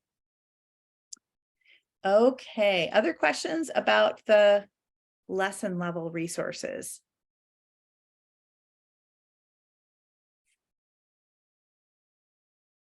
Or any other questions, just in general? No? Okay, so let me go back to the home screen. I just want to make sure that you know how to set up classes. We can also talk about how to add co-teachers and how to actually assign lessons. So I'm back on the home screen here, and you're going to go, let's start with setting up classes. So again, over on the left side, there's a classes link here. And you'll see I've got a number of classes here. And there's an add new class up at the top. So you have a couple of options here. Does your district use Google Classroom? You do. Okay. So you can import your classes from Google Classroom if you want. That way kids don't have to join. But we'll probably likely, if we do adopt, we'll probably do some kind of a clever sync. Okay. Yeah. Okay, so I'm just going to add a new. Ivan, what does that mean? You know how we use Clever to log into various things? Like the students who just joined through Clever. It's pretty easy to just give them I put a link in a document and let them click on it. It works great. Right. So because it has to go through the technology department, I think they would probably handle that automatic rostering, all that stuff synced to Skyward. That's in the case of an adoption, not during the pilot. Okay. Yeah. So what you're going to want to do, it sounds like, so you're going to type in a name for the class, and you might, if you have like multiple 6th grade classes, you might like also denote like period 1 or period 2 or whatever it is. You're going to click. If I can share my screen, I've got an example up right here. Yep. Yeah, I think we're good. And once you've created that class, you can then, if you click on this, you'll be able to copy this link and you can either share the link with your students, or you can have them go to student.desmos.com and type in this code. So either one of those will add the student to your class. So kids have a couple of different ways that they can join, and that's up to you. And again, you'll want to do that when you get new students. So good call out there. Once you have created your classes, let me go back to the home. You can actually see here how many students are in there. So I'm actually in there. And there's also, when you click on that students, there's that link again. And the invite code is up here in the upper left-hand corner. Once you have created your class, to assign something, let me go back to that first lesson in your 6th grade unit. So I'm going to go to lesson 4. And let's say I decide I've already taught this cookie cutter lesson and I want to assign the practice problems. So if I go into there, here's the link to the practice problems. And by the way, the practice problems are always available both in digital and print format. So you'll see here, there's a practice worksheet here that has the same problems, but it's just in print form. But if I want to assign these, the digital form, I'm just going to click on this assign button. I'm going to, I've got 2 practice classes here. I'm going to just click on the class that I want to assign it to, and you can assign it to multiple class periods at the same time. So I'm just going to assign it to 1 right now. And I click assign, and then it will appear when the student goes to student.desmos.com. it has a list of their assignments and it will appear on their list and they can join and participate in the activity. Also notice here, now that I've assigned this, now I have a link to my dashboard. So this is where I'm going to go to actually facilitate the lesson. So there's the screens there. I can decide to pause and paste. I can anonymize students again here by clicking this anonymize button. And then I have access to student work, and I can also use the snapshot tool. Also, just going back, whoops, let me go back here for a second. I can add co-teachers. Let me show you how to add co-teachers. If I go back to my home page and I go to my classes, if I want to add a co-teacher, that's under these, again, that you see these three little dots right here. Anytime you see those, there's going to be options under there. So one of the options under there is to manage co-teachers. And so you can add co-teachers just by putting in their email address, and then it will send them an email and give them access to your dashboard. And co-teachers, again, have access to all the student data. They can give feedback to students, so you can share that with multiple people. As a teacher, also, let's say, for example, you just want to look at your list of dashboards. Again, under here, under your stuff, you can go to your dashboard history. So there's that one that I just assigned.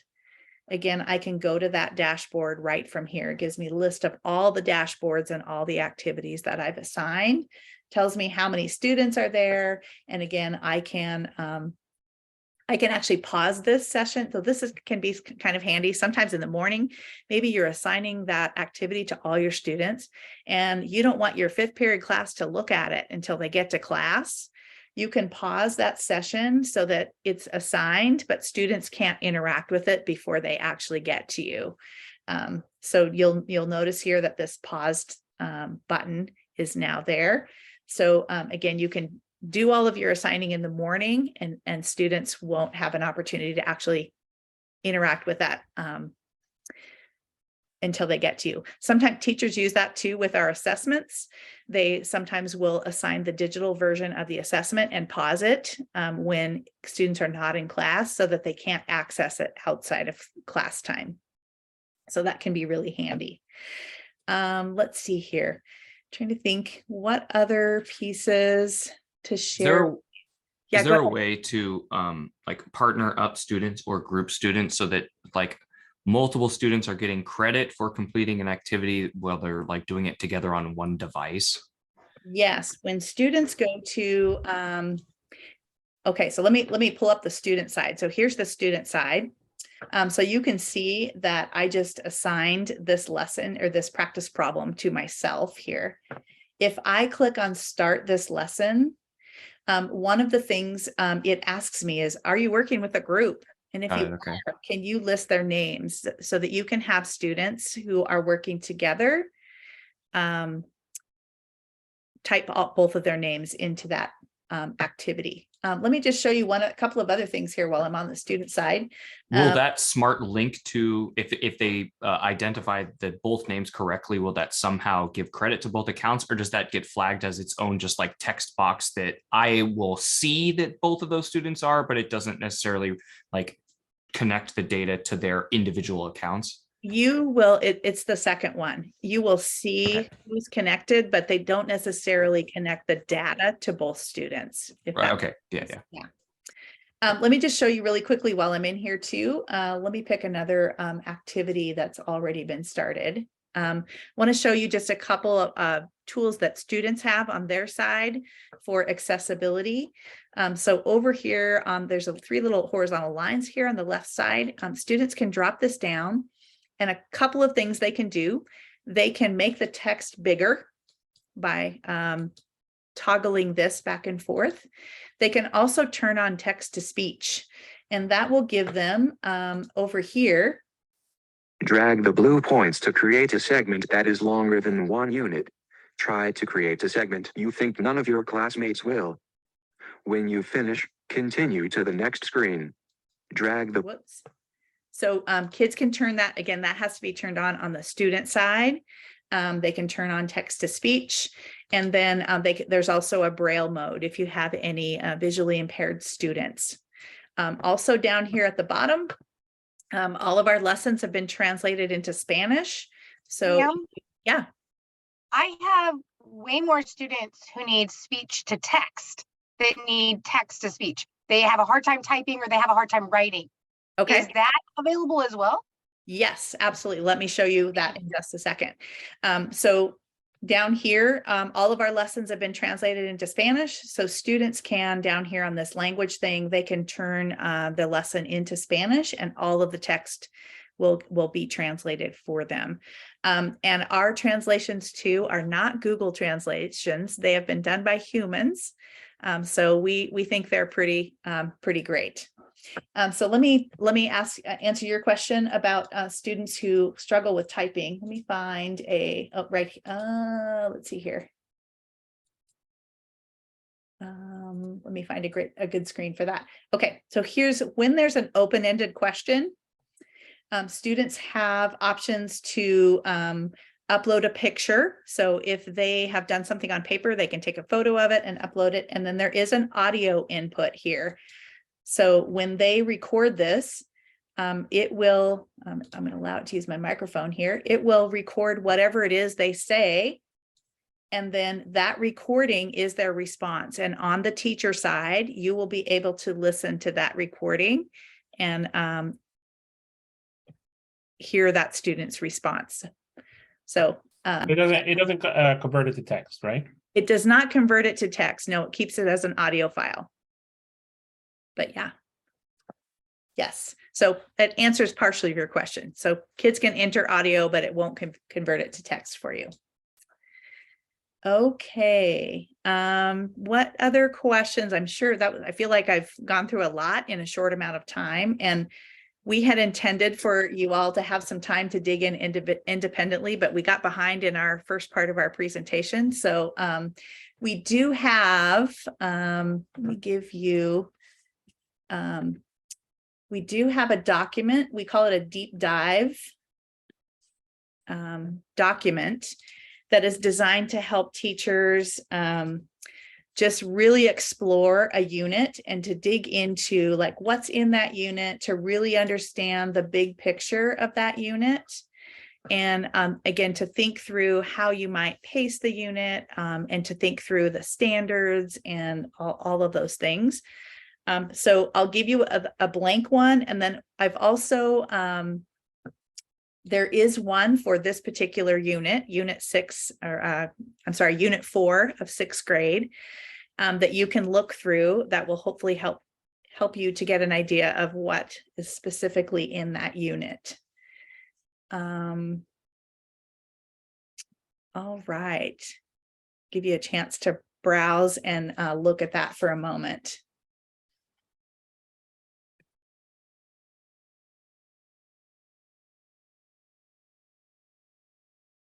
Do you want, before we leave, do you want me to show you how to modify screens and to modify the digital part? Okay, let me dig into let me pick a lesson again, and I'll show you how to do that really quickly. Okay, so I'm back in the cookie cutter lesson. So if you want to, let's say, for example, you want to add screens, or even you want to delete screens in a activity. Up here on the top right-hand corner of any lesson, again, those 3 dots, one of the pieces under there is copy and edit. So if I select that, it brings me to, we call this this is what we call our activity builder. So all of the screens in that lesson appear up here at the top. If you want to delete one, you can just use the X there in the upper right corner. You can delete that screen. You can edit text here. If you want to change anything, you just click into here. You can edit that. You can add slides here. If I hit the plus button, it creates a blank slide, and I can move this around and put it wherever I want. And then there's all kinds of features here. There's lots of details about learning. You can create your own activities in the activity builder, and you can add notes. You can add multiple choice questions, you can add graphs, you can add pictures, you can add all kinds of things. So again, that's a whole nother, we could spend hours on that. You can also, so let's say, for example, I wanted to go grab the practice problems from this activity, and then I want to add a practice problem here. So let's say I go to Math 6. Let me go back to that lesson, the cookie cutter lesson. Let me open the practice problems here. And let's say I go through the student preview and I want to add this screen to my activity. There's a little button up here where I can copy this screen. And then I can jump back to my activity builder, and I'm going to click on that blank screen and just hit Control V, which is paste. And I've now pasted that practice problem into this activity. And again, I can move this around. I can put it wherever I want. So one of the biggest things that I would want the ability to add would be for select problems where I want students to actually get feedback, positive feedback that they had the question correct. Could you show how I would be able to add that to some sort of question if there's like a feedback, positive or negative, on whether or not they got a question correct? Ooh, let's see. That's a great question that I don't know the answer to off the top of my head, unless maybe Stephanie does. She's here. Stephanie, do you know the answer to that question? I'm so sorry. Can you repeat that one more time? Yeah, so a lot of times, like within the card sort activities, I can show them the like teacher overlay screen where they can see the validation of whether or not they have the card sort correct. But sometimes in an activity, I don't want that screen displayed. I'd want them to have validation within their task card. So how could I add that validation? And I know there's a lot of different like programming functionality that I can add in. But that's one that I would utilize all the time. Now I can Google it, but I didn't know if that was Yeah, so Daniel, that is totally possible. In order to do so, you would need to add in a new screen, because it wouldn't show up on the card sort screen, it'd show up on a following screen. Sure. And it involves computation layer. Yep. And that is the end of my depth of knowledge of how to do it. Yeah, okay. I was playing So around with it. I just couldn't figure it out yet. That's fine. Daniel, if you want me to jump in, I did this during the pandemic. A whole Yeah, lot. yeah. I made a whole lot of lessons. And the best way I found in like the card sort is, and it's in computation layer, so you'll have to dig into the programming because it's a while since I did it. But Yeah. I just made it flash the message because the card sort does have right or wrong built into it already. So then you just have to do a computation layer that will give them the feedback. Mine just like had a message. Yeah, you're right, great job, or no, try again, something like that. It's essentially, totally possible. If card sort correct, display yes, you did correct. Like that's the logic Yeah. sequence you want, right? Yeah. Yep. Okay, awesome. And the 7th grade team. Yeah. Okay, Daniel, and I know the if you algebra do team is Facebook at back. all, there's a whole group of people that just teach other people on Facebook how to do computation layer. Oh yeah. I know I can find it. I just didn't know if Okay. it was a quick explanation I could get here. I'll find it. Yeah. Okay. Yeah. Thank you. Yeah, let's see. I know the 7th grade team is back and the Algebra 1 team back. Is the 8th grade team back? I am not seeing Angela. Maybe I might just hop into their group and see where they're Katie, at. maybe just close the breakout rooms, and so we'll force them to come back in like. Oh, I see them. They're back now. Okay. I have a question while we're waiting. Yes, So go we ahead. just went into the Algebra 1 group, and we were talking about connecting this with our Canvas, and right now our Canvas will feed grades straight into our Skyward, and this apparently doesn't do that. So if we wanted to adopt it, in order for us to want to adopt it, I would think that would there be a way for that to happen? Because otherwise it's twice the work for us when we're used to having grades go straight into our Skyward. Yeah, and I'll just answer real quick. Like, we have some work to do to figure out with our tech services team how this might connect to both Google Classroom and Canvas and maybe Clever. So that will be our priority on Monday to figure out those options and let you all know as much detail as we can figure out as quickly as possible. Yeah. Okay, and I just wanted to address Chris's question in the chat. He was asking, do I can't assign something until students are in a class, and that's actually not true. Just like today, we assigned this lesson to you and you weren't in a class. We did it through using what we call a single session code. So students can engage in an activity even if they're not in a class. We do recommend, though, if you are going to use assign things regularly to use a class. You can do some things with the rostering when you have your students in a class that you can't do if you use a single session code. So, all right, hopefully that answers your question. So we don't have a lot of time left. So we want to honor your time, especially early on a Saturday morning. We want to get you back to your weekend, whatever your amazing plans are. So I just want to really quickly give you some next steps. So I'm on, if you're in the activity, screen 24. There's a number of links here. I know that in our breakout sessions, you probably went through how to set up classes, enroll your students, and assign lessons, but we put links there for you to refer back to in case you've forgotten those steps, or you get in there and you go, okay, I don't remember how to get to there. So there's instructions there for you for that. Also want to put in a plug-in for our Coaching Corner webinars. Those happen once a month. And those are led by our coaching team on various topics. So the next ones coming up are in February. So we encourage you to enroll in one or register for that and continue to learn more. There's a link here to today's agenda, and there are a number of resources on the second page of the agenda that might be useful for you. So there are some templates for planning. There's a unit planning deep dive, and we did the deep dive for the units that you are going to be piloting. So those might be places where you can dig in. We definitely encourage you though to fill out that planning template on your own, because I really think that it helps you to think through some of the really big picture and important pieces in the unit. Except for algebra, I know that you guys switched your unit at the last minute. I know you're doing unit 6 instead of unit 3, but there's an example for you of what that filled out unit planning template looks like. Also a sample of a lesson roadmap. I don't know if all of you got to that in your breakout sessions. But if you haven't seen that, that is, let me just put that up here really quickly. Just a quick way for teachers to sort of annotate all of their planned facilitation moves in the moment. So it's kind of a one-pager that you can keep in front of you as you're teaching. There's so much information in those teacher move tabs. This is sort of a way to consolidate it all onto one piece of paper. To keep you on track as you facilitate the lesson.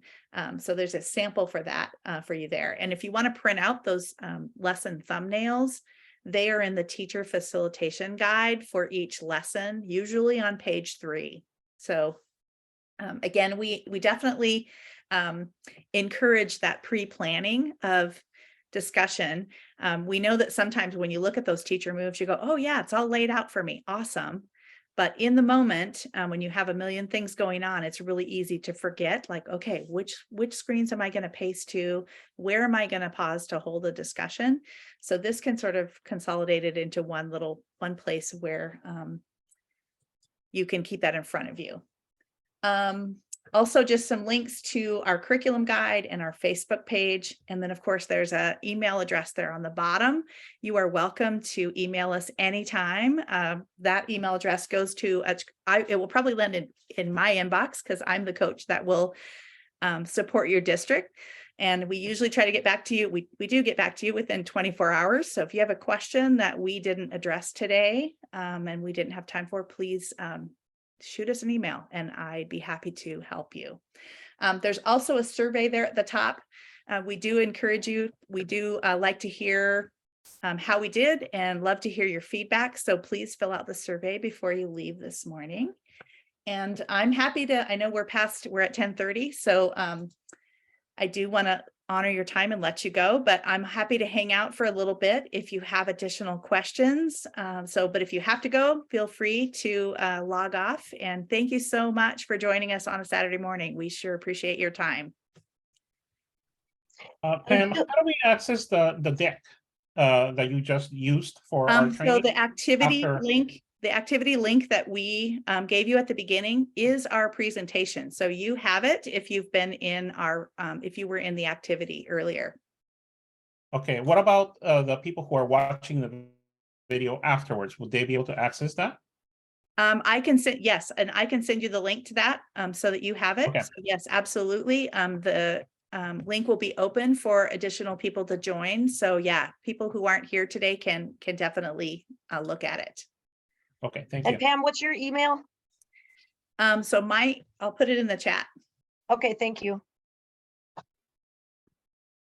I will hang out for a little bit too, if anybody has questions about hitting the ground running when you start, but also there were a couple of things that popped up in our group about your Google login being different from like the email that we granted access with, and coming from a district that did that, we had 2 different access emails. We can add we can add your Google email in there too, or your Google login into access too, if it's easier to have that instead of kind of managing the workaround. So Ivan, that might be something that we can work with you and Pam can work with you on, to just get those additional teacher emails added so that it's able to integrate with Google Classroom. Yes, Yeah, that I came think, in our group that too. it's going to be a personal preference. Some people have already created accounts with their Gmail, and those people can continue to use that. So maybe they can just email you directly saying, I would like to link this account rather than the district mail account. Yeah, we can And I certainly solve that. Yeah. I just want to make sure before I go that the Desmos team is definitely working on getting this connected with Canvas. Because if it's not connected with Yeah. Canvas, it's not going to work for us. That we use it constantly. You know what I mean? That's our platform. Yeah, we are working on getting it connected with Canvas. I don't know what the timeline is on that, so I can't say like by blank date because that part Yeah. I don't know. And I will say we have a variety of districts who use Canvas as their LMS, and they've been able to make the curriculum work very well for them. Now, the part that you're talking about, like, does it grade a thing and then put it into Skyward? That's a piece that we don't have. And most of these districts that I know use Canvas and have used it really successfully. They put the link to the student activity, or not to the class in Canvas. And then they're able to go from that. Yeah, they're able link to the add, that'd be curriculum. great. And that's what we do too. We put the lessons there, but then, the great piece about what we use is that it grades it and puts it right in our grade book. But I mean, anyway. Yeah, and Bob, correct me if I'm wrong. I don't know how many of these solutions we will have just for the pilot period. This is something we will definitely work with our tech department to have solutions for if we do select this as an adopted curriculum. But And it's a beautiful for thing the about the next- pilot, because we start to figure some of this stuff out, and we're going to try to partner with everybody and partner with tech services. And our life is just a little bit complicated because we have like the Microsoft email and the Google email, and some people use Google Classroom and some people use Canvas. So like, I mean, admittedly, it's not like the easiest thing in the history of the world. Oh, no, but- Bob. Katie School District is the same thing. We got you. We have dealt with like multiple Yeah, email addresses. and that's what I'm different saying. I things. think we've got enough Good. folks on our team that we can start to figure out some of these permutations, and our commitment is to share everything we can figure out. We can't promise we'll have everything perfectly. The piece to Skyward feels like it might be the hardest, but we'll work on it. And our commitment is to figure out what we can. Okay, perfect. I appreciate that. And we are certainly committed to helping you figure out all those things. A thought on the Skyward piece. If you could connect Desmos to Canvas and get the grade into Canvas, then it'll automatically go into Skyward. That's true. So I don't think you have to connect both. I think so. Yeah, that's awesome. Thank you. Y'all are giving me PTSD with my last district that had like 80 different email and logins for different things. And hey, we leaned in, and they were a Desmos curriculum using district, and it took a little bit of a learning curve to get us there, but we were successful in the end, and Desmos really worked with us on that. But y'all, the password books and logins, she was thick. She was a thick notebook. All right. Other questions that are in the backs of your mind before we log off for the day? Anything else?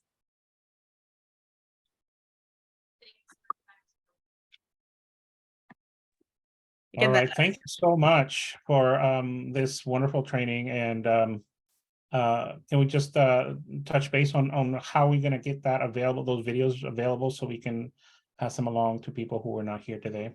Yeah, absolutely. Yes. I think my only other wondering is, obviously like the transition to digital is a challenge for many people. It's a shift, the pedagogical shift, the logistical shift, all of those things. And acknowledging that part of the power is that like, no, there isn't a paper version, because like the way that students engage with this online material is actually the power. And so like, if we just create a paper version, you're losing a lot of that kind of exploration. And wondering where there are places where paper versions could be available. So like, I happen to have had experience from before with like the Amplify Science curriculum. And so like, there is like a big old paper copy of a teacher guide for that. And just wondering like, is there any of that coming? Just trying to think about how to kind of meet people where they are Totally. as they are trying on some of the stuff. Yeah, Bob, that's something that we're thinking really hard about. And I have a timeline-ish. It's not a timeline that I can share because I think every day that I hear the timeline, it like moves by 2 or 3 weeks. But yes, there will eventually be a print resource, both teacher print resource, for those of you like me who like the paper teacher book. There will be a student print resource for those who want not have to make the photocopies all the time or hit print all the time, as well as the digital, and they'll all be companions to each other. So that is coming in the long-term future. Long-term not being 5 years, by the way, but not necessarily by the fall either. I'm so sorry, Trina. I think I cut you off. That's okay. I have a question for Bob. Bob, I 100% agree with what you've said. And I've been using Desmos in my classroom since I came to Dimmitt and use it a lot. And I love it. And the kids love it. But I have several students this year who are special ed students in my classroom who cannot use their computer. One of them actually attacked a teacher with it, and it went into the eye. I mean, these are like situations. So we do have to address how to make sure that something is available for students who are legally or because they tend to hit people with things, not able to utilize the digital systems. Personally, I don't like having to say that. That goes against everything I believe. But We it is had that chat, Trina, in the 7th grade team that was brought. I don't know if anyone in here was in the 7th grade group, but we had that chat about like it's written into some IEPs to not do that. And there is no magic bullet, but I definitely want to share from my classroom experience that 2-to-1 devices changed the game for me. Even if every kid's had a device, like that just was that built-in safety net for accountability for those kiddos who couldn't have devices for, behavior or legal reasons or whatnot. And that changed the game. But we also talked about, Bob, exactly what you were talking about too, of like that floats and anchors lesson that Pam took us through. There was so much beauty in the visualization and the interaction that you can't get that on paper, like period. But like a card sort, that could be an opportunity to pause them and do it on paper. So, even if it's not like, even if Desmos has built it in, like using that judgment as teachers to be like, hey, they really benefit from this visualization and feedback versus, hey, we're okay to step away here and we're not going to lose a huge piece of like that amazing learning. So is there a way for Desmos to provide, maybe hide a little bit so everybody can't get to it, but provide those things like card sorts or something else that lend themselves to a physical, hands-on, get the wiggles out, so that those pieces we can have paper pencil? Definitely. I think there's been a lot of thought into like the paper lessons and the practice days are all that. Like practice days I love because they're all like scavenger hunts or card sorts, and they're really like, they are really that non-digital interactive piece, which I love.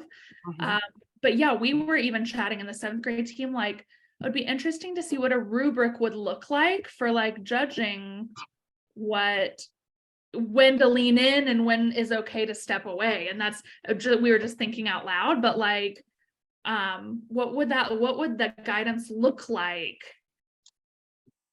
to make those decisions in time when lesson planning? I'm just thinking out loud again, so sorry.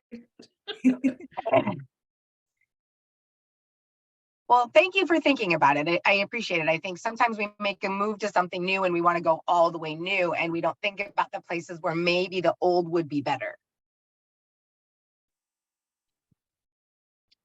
Definitely. And it's all a balancing act, and every classroom is going to look different and use it different. And it's all about making those decisions in the best interest of your kiddos. And, you know, I think that's everyone's goal. So flexibility is key with that kind of stuff for sure. Yes, absolutely. Okay, any other questions? And not to put work on my own plate, but you have some facilitators who can help out with stuff. If you're like, you know what, this lesson could be printed out and it'd be cool if I didn't have to do that myself. Some of us exist to help out with that. Awesome. And like in meeting individual needs of kids is always going to be like one of the challenges, right? Like even in a more paper-based thing like I am, right? There's lots of those lessons that require, like lots of like pair work, right? And I can imagine some students have more struggles working in pairs with others or what, and so like just trying to think like, how do we all, and I love the idea sharing, how do we do this? Because there's no disagreement that some of this stuff will be harder and shifts for some students. And I imagine it'll be easier and, like more engaging for some students as well. And so like trying to figure that out. Yeah, and you're absolutely right about that, Bob. I mean, that whole differentiation piece and meeting the needs of all your students is not a new problem. I think it's there no matter what curriculum you use. And we totally believe in teachers' ability to know their kids and to be able to decide what is best for their students on that particular day. And so that's really going to drive those decisions that you make. So yeah, we absolutely believe in teacher flexibility and being able to plan for the kids that are in front of you on any given day. So yeah, absolutely. Thanks for calling that out. And I hear the concerns, Trina, right? Like this is all part of the thing and trying to figure it out. And also recognizing too, that sometimes some of those accommodations, if you have to make them yourself, they're time consuming. So, also acknowledging that all of those little extra pieces that you have to do to, meet the needs, it is time consuming. So trying to make that balance of giving you the resources you need, but the flexibility as well, and allowing you to, again, make those decisions for your kids. And just like really, like that's why we're piloting, right? Like seeing how this goes. And is it impossible? And is this shift to tech, like more tech forward stuff? Is this like a deal breaker, or is it transformative in student engagement? And I imagine there will be a little bit of both, right? Like at play, and some more so for some teachers than others. But that's why we've got like really smart, dedicated educators engaging in this, thinking really thoughtfully, collecting lots of evidence, right? Like not just in your classrooms, but in your colleagues. Like that's the thing, And, we are here standing by also to help you along the way. So if things come up and you have questions and sometimes you're not going to know what you don't know until you get into it. So, please contact us, shoot me an email if something comes up and you'd like some, just a thinking partner to figure something out. We are certainly here for you. I have one more quick question based on something you just said, and that is or something I think it was you and Bob about that's why we're piloting, we're doing this. Ivan, do you have information on like what percentage of our 6th through algebra teachers are actually piloting the new materials? How many of them are trying it out before we buy it? Essentially, I don't have a feel for that. It's pretty high, isn't it? Like more than half. Well, in the 6th grade, there's nobody from Nelson. Yeah, but they're not the sixth outlier grade, there, I but think. every school has at least 2 grades that they're piloting. Most of them have 3, because it might include algebra pilot too. So yeah, actually, I don't think there's any school that's piloting. I think Nelson might be the only school that's piloting 2 grades. But then within the grades, do we have a feel for like at Dimmitt, everybody in the 6th grade is piloting, including at least one of our special ed teachers, because she's co-teaching with me while we do it. Yeah. Do we have a feel for how many? The buy-in on making a transformative change like we're talking about doing, having that buy-in is going to be super critical. It's a and large if people feel like they didn't get a chance. piloting. Most teachers are. Okay, thank you. That's helpful. And Trina, I will say, like, our job as Desmos coaches is to support with implementation. And so this will not be the first last or only school district we've ever worked with that not everyone piloted. In some cases, the district just said, hey, guess what? You're coming back in September. We got you a new curriculum over the summer. Oh, sorry, we forgot to tell you. That has happened. And you know what? As coaches, we've helped make it a great experience, not just for the district, but also for the teachers. That's what we actually love to do. That is our full-time job, is to support with implementation, being smooth, and getting teachers on board who maybe weren't told until the first day of school they got a new curriculum and they weren't necessarily happy about it. That's okay. Well, I'm glad we're getting at least more choice than that. I was gonna say, and I went like, huge shout out to Ivan. You all have an opportunity to pilot not just one, but multiple curriculums. You get to be able to walk into this with an informed decision along the way, and you get to have a voice in the process. You all are one of the very few school districts that have actually asked for like support training folks before diving into it. And that's really huge. And so Ivan, I know that this is a lot of work to make all this happen, to get everyone on board and set up all these logistics. And I thank you on behalf of all the teachers for doing so. Thank you. Yeah.